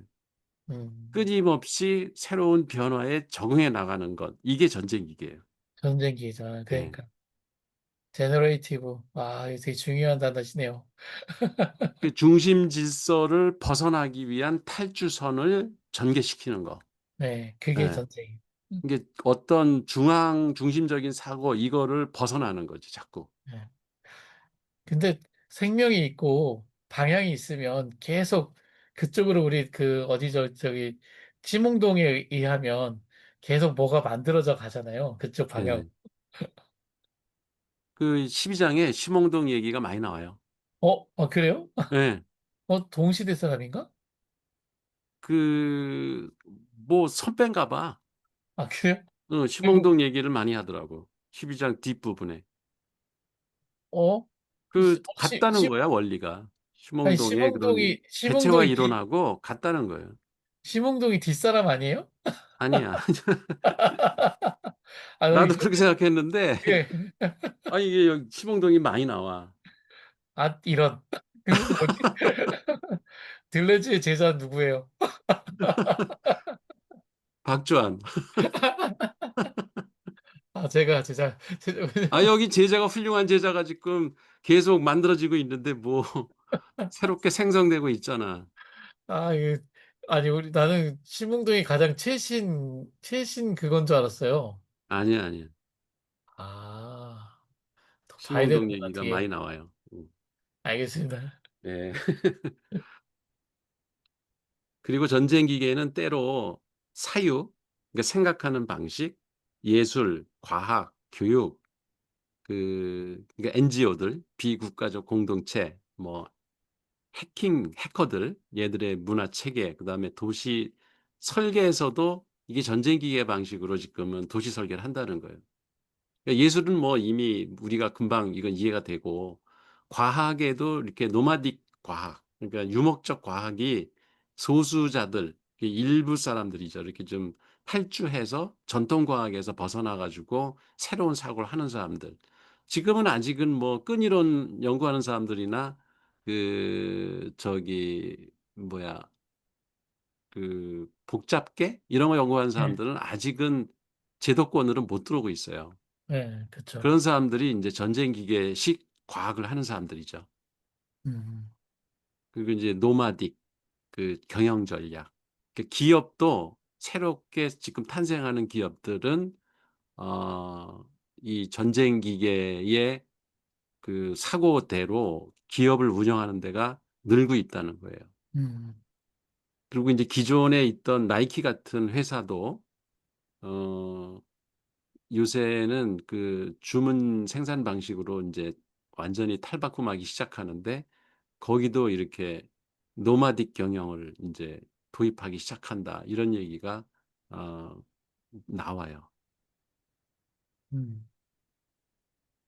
그래서 사실 여기 우리가 분야가 다양하잖아.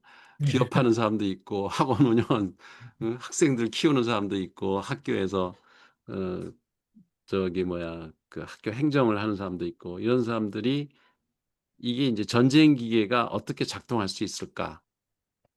이런 걸 음. 생각하면 인사이트를 많이 얻을 수 있을 것 같아요. 음. 그러네요. 음.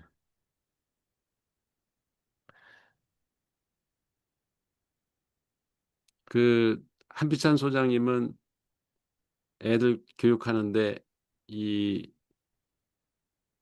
뭐야 천개의 고원 읽으면서 좀 이렇게 아이디어를 얻은 게 있어요? '애들 어떻게 해야 되겠다. 교육시켜야 되겠다. 어떻게 애들 관리해야 되겠다.' 어, 떠오르는 아이디어. 뭐, 아이디어보다도 예. 그, 아이디어라고 해야 되나, 지금 아까 잠깐 그러니까 말씀드린, 야금술이야, 야금술. 내가 묻는 거는 지금. 제가 그, 에, 청계고원 읽으면서 음. 어쩌면 제가 그동안 해왔던 여러 가지 저는 좀 야금술로 말하자면 야금술을 많이 한 사람이거든요. 교육 쪽에서. 예. 근데 그걸 어떤 면에서는 인정도 받았지만 인정을 못 받아서 그게 뭐 음.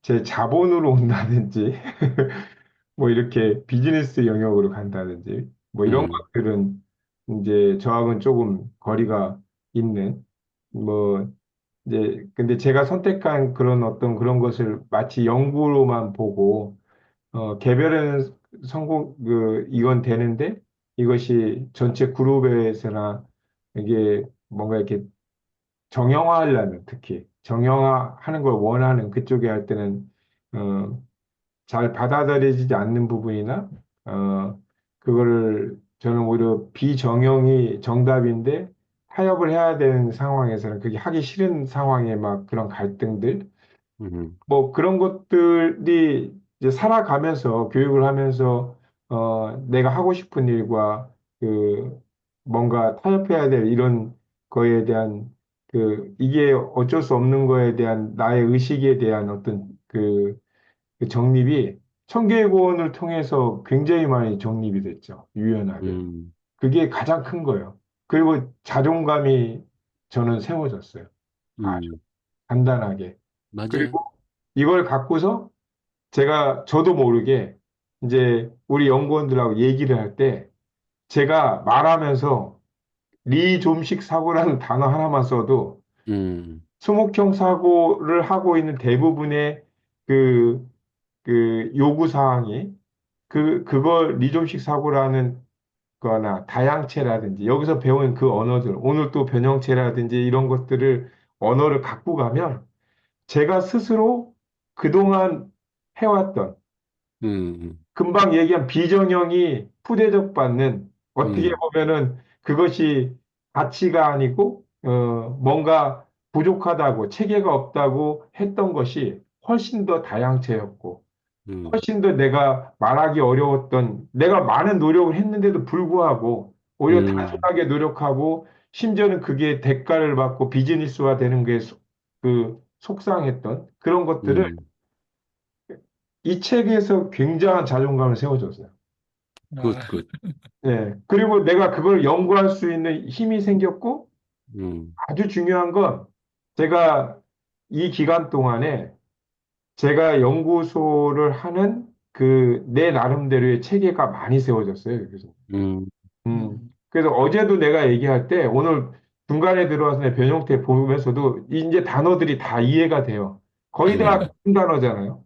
같은 음, 단어로 연결돼 있잖아요. 그래서 바로 이해가 되니까 이걸 갖고서 이제 뭔가를 얘기할 때, 그리고 제가 하고자 하는, 우리가 지금 그 교육하는 현실에서 많은 얘기했던 학생 중심의 교육, 음, 그래서 반드시 체계가 없어야 된다.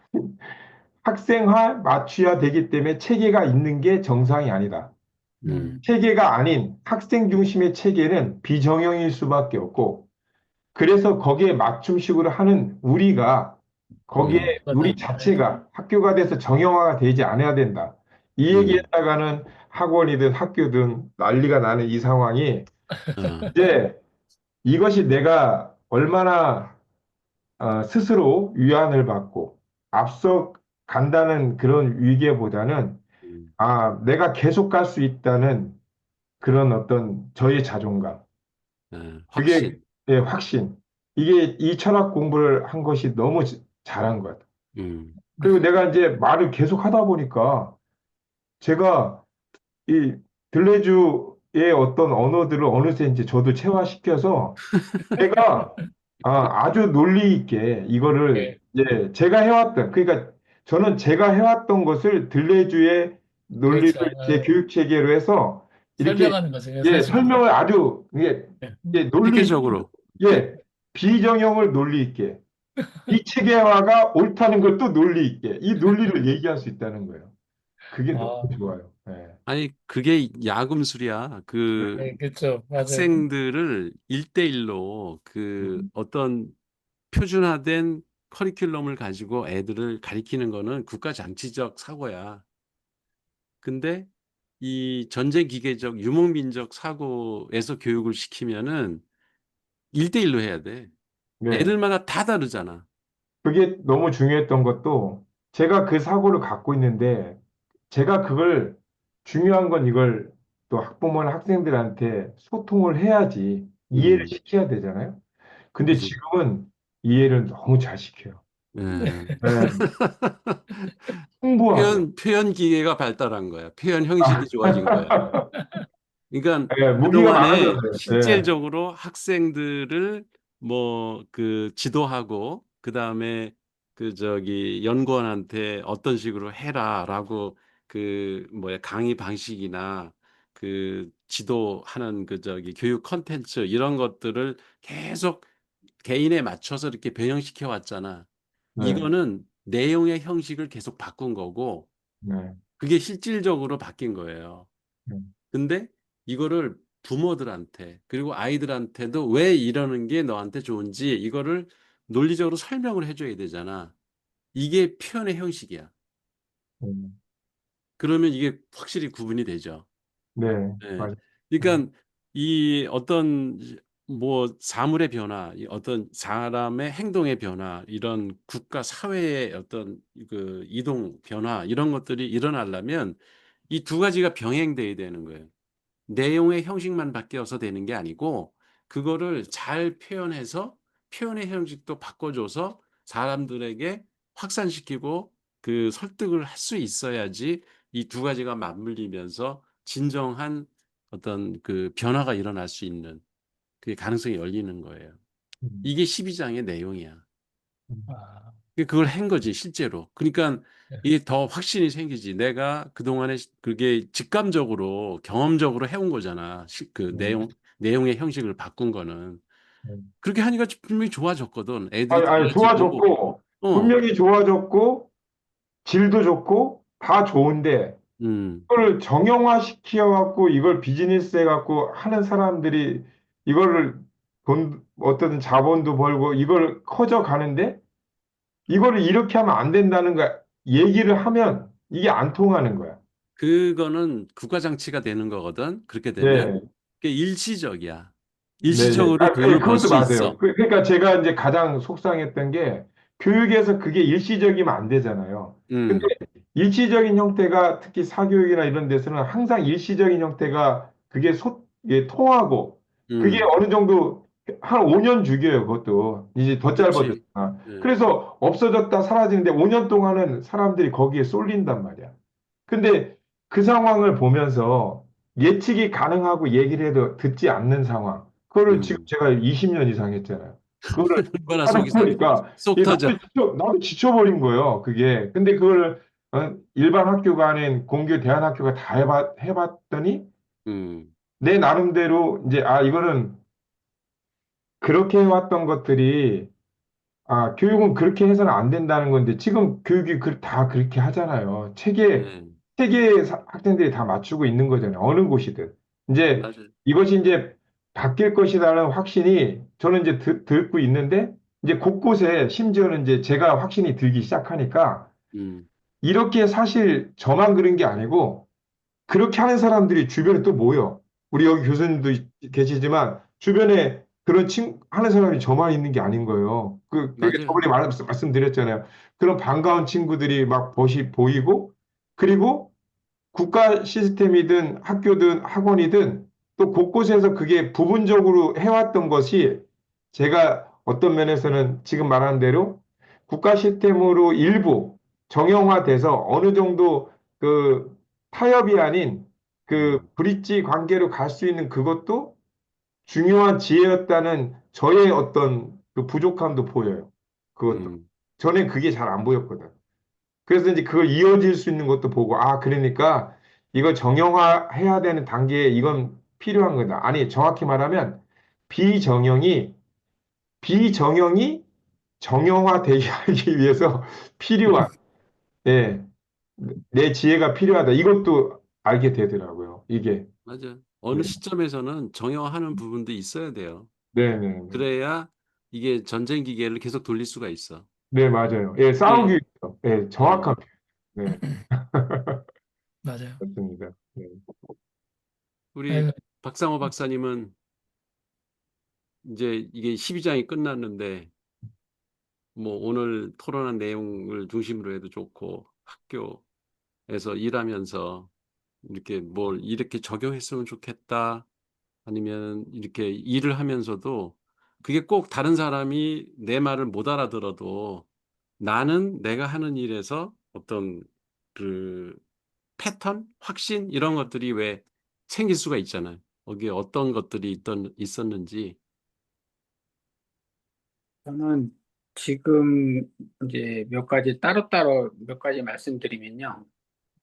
하나는 제가 라이즈 사업단에 이제 지금 현재 저 뭐 단장 있지만 이제 보직기원 발령라고 했는데 요번 주 이제 돌아온 주에 한 10명을 뽑았어요. 10명을 뽑아갖고서 그 사람들하고 이제 일을 해야 되는데 솔직히 걱정이 앞서요. 왜냐하면 라이즈 사업단의 직원이 그렇게 많이 뽑은 거예요? 10명, 연구원을 10명 뽑는데 지금 15명까지 뽑으려고 하고 있어요. 이 조직이 사람 커지는구나. 관리를 해야 되는데 우리 박주환 대표님의 제 말이 이제 뭐 이것저것 생각나는 것도 있고 아니 고민입니다. 이게 왜냐하면 제가 이제까지 예전에 했던 사람 숫자가 한 뭐 3명, 4명 이 정도는 제가 이렇게 물론 이 사람들 내가 다 관리하는 건 아니지만 행정적으로는 제가 다 관리를 하거든요. 음, 그러면은 어떻게 관리를 해야 될까? 뭐 그런 고민들이 솔직히 많아요. 저 그 하루 되게 중요한 조직이 있잖아. 사실 예? 학교에 어찌 보면 미래 운명을 그 설계해야 되는. 설계보다는 그게 실행이에요, 지금. 관리입니다, 관리. 네. 지금 이제 사업 땄으니까 예, 실행하려면은 지금 사람들이 필요한데 일을 시키고 성과 내고 또 예. 잘 돼야지 또 넥스트가 또 되니까 예. 이제 그렇죠. 또 여러 가지가 있겠죠. 이제 뭐냐면 그 라이즈에 뭐 그쪽에서 말하는 목표가 있고 목적이 음, 있겠지만은 그쪽으로 이제 그쪽까지 보기는 이제 봐가면서 목적을 달성하기 위해서 하는 것도 있겠지만은 그거보다는 저는 이제 단순한 목표, 그러니까 성과 목표를 달성하기 위해서 좀 아마 일을 하지 않을까. 그러면 성과 목표죠. 네. 그러면서 이제 뭐 여기서 이제 우리가 이제 전쟁 기계하고 물론 왔다 갔다 하지만은 국가 장치가 있지만은 저는 이제 여기서는 이제 국가 장치의 역할이 를 더 주도적으로 하지 않을까 하는 생각이 좀 들었어요. 들고요. 아니 이제 학교에서는요. 근데 음. 요거는 이제 제가 지금 현재 이제 교수님께서 말씀해 서 하는 거고요. 아직 뭐 고민 중입니다. 계속 혼자 생각하고 있어요. 그런데 이제 아까 이제 제가 이제 또 다른 방향에서 아까 질문하려다가 말았던 건데요. 그 전전장에서 이제 나왔을 때 우리가 이제 AI 관련입니다.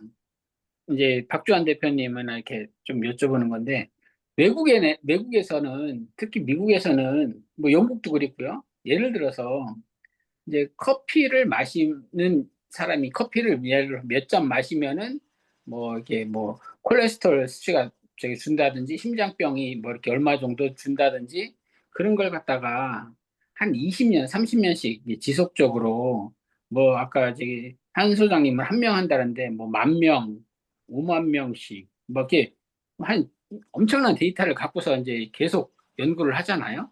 음, 이제 제가 여쭙는 거는 이제 AI에서 그런 걸 갖다가 이제 지금 현재 대부분 인터넷으로 나오는 거는 이제 그걸 신뢰를 기반으로 이제 신문에 나오고 사람들한테 이게 다 안내를 하는데 AI로서 이제 그걸 갖다가 예측 또는 어떤 추측, 추론해 갖고서 나오는 데이터 그런 것들이 얼마나 더 이렇게 신뢰가 있게 나올 수 있는지. 그거는 저는 지금 그 박사님께서 말씀하신 그 연구를 누가 했다. 10년 동안. 그 텍스트가 지금 그 챗GPT나 이런데 학습이 돼 있다. 그러면 찾아낼 거예요. 그 내용을. 근데 찾아내더라도 정확하게 찾아내진 않고 그 유사한 실험을 한 10,000명 정도가 반복해서 서로 유사한 것들을 했다. 그러면 되게 정확하게 예측할 거거든요. 근데 그 케이스가 뭐 한두 개 케이스밖에 없는 상황에서는 거짓말할 가능성이 높아요. 그러니까 그 AI 지금 우리 챗GPT라고 하는 것이 아직 수준은 그 자기가 이미 있는 그 학습 데이터를 기반으로 다음 것을 예측하는 거기 때문에 이미 뭐 실험이 안 됐거나 데이터가 없는 거는 그 거짓말로 그냥 정말 할루시네이션이 나올 수밖에 없을 것 같아요. 그래서 음. 좀 그런 부분들은 직접 실험을 해야 되겠죠. 근데 그건 있을 거예요. 누가 그거를 경향으로 정리해놨다. 내가 10년 동안 해보니 뭐 데이터적인 수치는 정확하게 얘기 않지만 인간이 뭐 이렇게 해가지고 이렇게 했을 때는 보통 이런 어떤 데로 간다라고 하는 이런 일반론적인 결론들 이런 것들은 GPT가 얘기해 줄 수는 있지만 그래 네 근거가 뭐야라고 했을 때는 상당히 희박할 수 있다, 안 맞을 수 있다라는 거죠. 근데 뭐 어느 실험에 따라서 틀릴 것 같은데요. 다 많이 하는 실험이면 쓸만할 테고 많이 안 하는 실험이면 이상할 테고 그렇습니다. 이게 무조건 신뢰할 수 있는 건 아니라고 저는 봅니다. 근데 지금 30만 원짜리 쓰시나요? 유효자 쓰시죠? 하여튼 저는 이제 30만 원짜리 쓰니까 어쨌든 그 레퍼런스나 이런 것들은 확실하더라. 네, 그런 정도를 한번 확인해서 그 레퍼런스를 직접 보면은 뭐 그걸 보고 판단해야 되겠죠.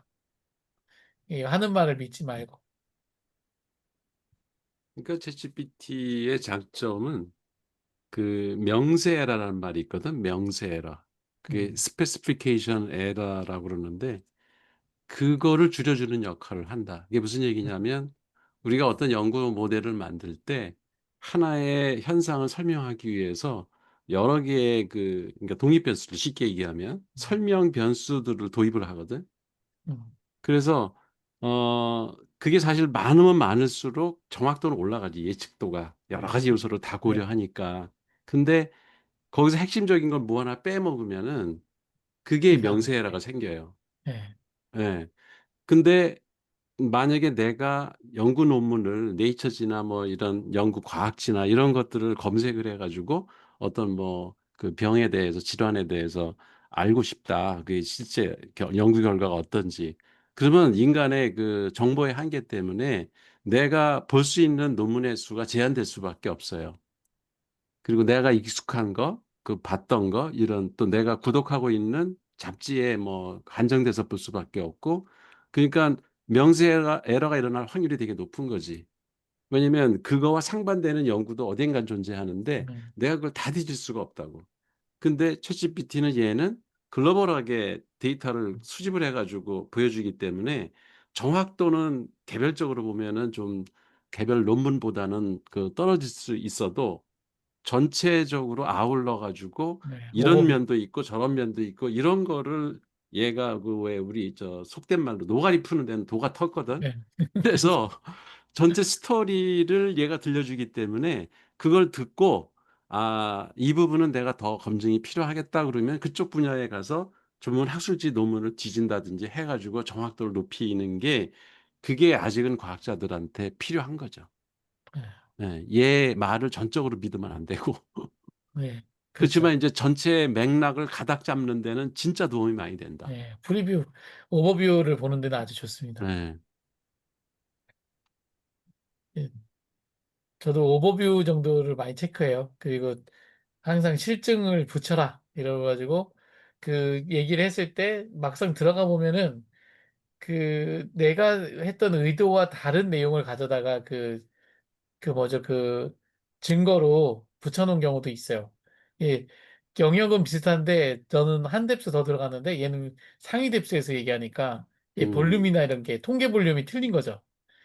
그런 것들이 가끔 있더라고요. 그래서 그런 거는 다시 한번 확인을 해요. 출처를. 아니 그리고 이 조그만 사실 이 천 개의 구원 이게 책 한 권이잖아 그냥. 뭐 예, 페이지 수가 뭐 많은 두꺼운 책이라고 하지만 이건 내용이 한정돼 있거든. 근데 이 내용 한정돼 있는 데서도 얘가 오류를 내고 거짓말을 해. 나하고 그래서 여러 번 싸웠다고. 이게 무슨 뭐라고 설명을 했는데 정반대 얘기를 하고 있어. 너 그래서 뭐 내가 구체적으로 몇 페이지에는 이렇게 나와 있는데 무슨 얘기하는 거냐 그랬더니 아유 잘못 알았습니다. 제가 죄송합니다. 그러고 또 금방 말을 바꿔. 그러니까 절대로 얘들 말 그대로 100% 맞다고 믿으면 안 돼. 이 아유, 제가 그 챗GPT는. 리트로넬라 때 GPT 결국에는 한 문장씩만 집어넣었잖아요. 한 문장 집어넣고 그거 검증하고. 근데 정말 아니 그래도 틀려. 예, 예. 내가 앞에서 쫙 읽어주거든. 이제 질문에 해당하는 전제 조건들을 다 말로 입력을 해줘요. 그리고 여기서 이런 거야. 그러면은 얘가 이상하게 요새 좀 말을 줄이대. 한 3, 4주 전만 해도 왜 그렇게 말이 많은지, 야, 지금 그만하고 요약 좀 해라 그러는데 요새는 말을 많이 안 해. 되게 간단하게 대답을 하더라고. 아, 뭐 오늘 30만 원짜리 안 해가지고 얘가 나를 조금 무시하나 할 정도로 말을 얼마 안 하더라고. 그래요. 그러다 보니까 분명히 내가 설명해 준 그 미리 입력해 준 말에 있는 내용도 빼먹고 얘가 얘기를 하고 그 아, 정반대되는 얘기도 하고 그러더라고. 저는 저기 포에스에서 계속 저기 말하다가 음, 저는 좀 사용하는 방법이 계속 지침을 계속 만들어 가거든요. 그래서 계속해서 이제 그 청계권 할 때는 그거 그 한 놈만 한 놈만 음, 올려줄게요. 계속 바꾸지 않고 음, 계속 그 지침 바꿔가면서 그렇게 했더니 나중에 그 제가 원하는 대로 이게 음, 나와서 이제 대답이 가장 그래도 그 이렇게 했을 때 확률적으로 실제 값이 나오는 것만 갖고 하고 음, 나머지는 그 요즘 그 제미나이도 괜찮거든요. 그래서 많이 좋아졌어. 예, 그거하고 비교해요, 사실. 음, 맞아. 비교해갖고 이게 검증을 해야 되겠더라고. 자기사치로 30만 바드를 원짜리 또 못 해보고, 쓰니까 저는 비교해갖고 다글로인가? 걔도 꽤 하더라고. 예, 다글로. 다글로도 괜찮아요. 그래서 다글로도 해보고, 비교해서 바드도 해보고, 좀 어휴. 의심스러운 질문은 여기저기다 막 해봐. 그러면 얘가 맞아 맞아. 답이 조금씩 좀 달라. 그러면 이제 그 비교 음, 분석을 해가지고 맞아 내가 맞아. 취사 선택을 해야 되는 그런 경우가 생기더라고. 아 예. 그렇지만 이제 하여튼 맥락 잡아주는 데는 얘가 좋고, 음, 그리고 이제 뭘 빼먹었지 너 그러면은 바로 찾아주더라고 또. 아, 음. 그렇죠. 맞아요. 그런 면이 있어서 도움이 되는 건 확실해. 예. 그건 뭐 그건 저는 제일 못했던 게 이렇게 딱 GPT처럼 하는 비서 한 명이 필요했거든요. 저한테는. 정말 딱 그게 하나 필요했어요. 그러면 예. 저는 진짜 천군만마하더라고요. 그 일을 얼마나 잘하는지. 훌륭한 그 책사가 하나 옆에 생겼어. 예, 예. 그래서 이게 저기 우리 연구원들한테 그 위임할 때도 그러니까 제가 이제 덕분에 이걸 음, 위임할 때나 저기 딴 CEO한테 내가 뭔가 이렇게 형식해서 제안할 때도 제가 가장 그 취약했던 그 사람들 정형화 원하잖아요, 정형화. 음. 그 부분을 너무 잘해주니까 제가 그 퀄리티가 확 올라가 버려갖고 예. 다음 장이 누구예요? 박주환 대표인가? 아닙니다. 13장. 예, 접니다. 예. 예, 그 13장 또 제가 이게 14장? 계속 이어졌더라고 내용이 보니까 네, 그 12장하고 다 연관이 돼 있더라고. 포획장치도 그렇고 14장에 매끈한 것과 홈이 패인 것 그것도 그렇고 그게 연속이더라서 이제 그렇게 이제도 이제 새로운 내용은 별로 안 나오는 것 같아. 예. 근데 재밌네요. 다 예. 계속 볼수록 재밌네. 이거 끝나면 어떡하지? 교수님 그 12장도 예. 결국에는 리트로넬로에서 얘기했던 음악적 용어를 그 얘기했던 음. 그거나 여기 지금 오늘 리듬 흐름 얘기했던 것처럼 그거를 또 다른 언어로 음. 시장을 전체적인 본질은 같으면서 또 다른 언어로 또 표현한 거잖아요, 이게. 그렇지. 영역도 예, 다르고. 예, 예. 그러니까 근데 이게 신기하게 다르게 들리는 것처럼 하고 결국은 똑같은 소리를 하면서 사람을 굉장히 뭐랄까 이렇게 다시 생성하게 아니 그렇게 그러니까 만드는. 이게 예. 우리가 화법도 여기서 배울 필요가 있어. 네. 이게 고수들이 말하는 방식이거든. 아, 네. 이것저것 막 얘기하는데 나중에 이렇게 종합해 보면은 그게 그 말이었어. 네. 그래요. 네. 이거 청계곤 하고 뭐 한다고 하지 않으셨어요? 교수님 뭐 다음 거 뭐 얘기했었었는데요. 그게 뭐 저기에 역사 그 책 우리 샀잖아. 그 저기 아, 베텔바우요? 아니, 에셔고트 게텔바 그거는 아니 그건 좀 미루고 너무 어려워서 아니 그 그럼 역사책 하나 뭔가 무슨 모든 것의 역사인가? 뭐 하여튼 그런 책을 저번에 그 모든 것의 역사? 아니야 무슨 그 책 제목이 뭐지? 갑자기 잊어버렸네. 그것도 재밌더라고. 그게 이제 저기 뭐야 아, 뭐지? 임 임민수 작가가 맞아요. 추천해준 책이야. 추천해준 책 하나 있다고 그랬었어요. 맞아. 응, 우리가 샀어요? 나 기억이 안 나는데? 아직 안 샀어. 예. 나 얼마 전에 저기 우리 그 영국의 그거 서양 철학사 러셀 거 벽돌책 이만한 거 아니 사줘갖고 이만한 벽돌책이더라고요. 서양 철학사 응. 러셀. 좋던데요? 어? 어쨌든 우리는 들레즈 이후의 길을 가야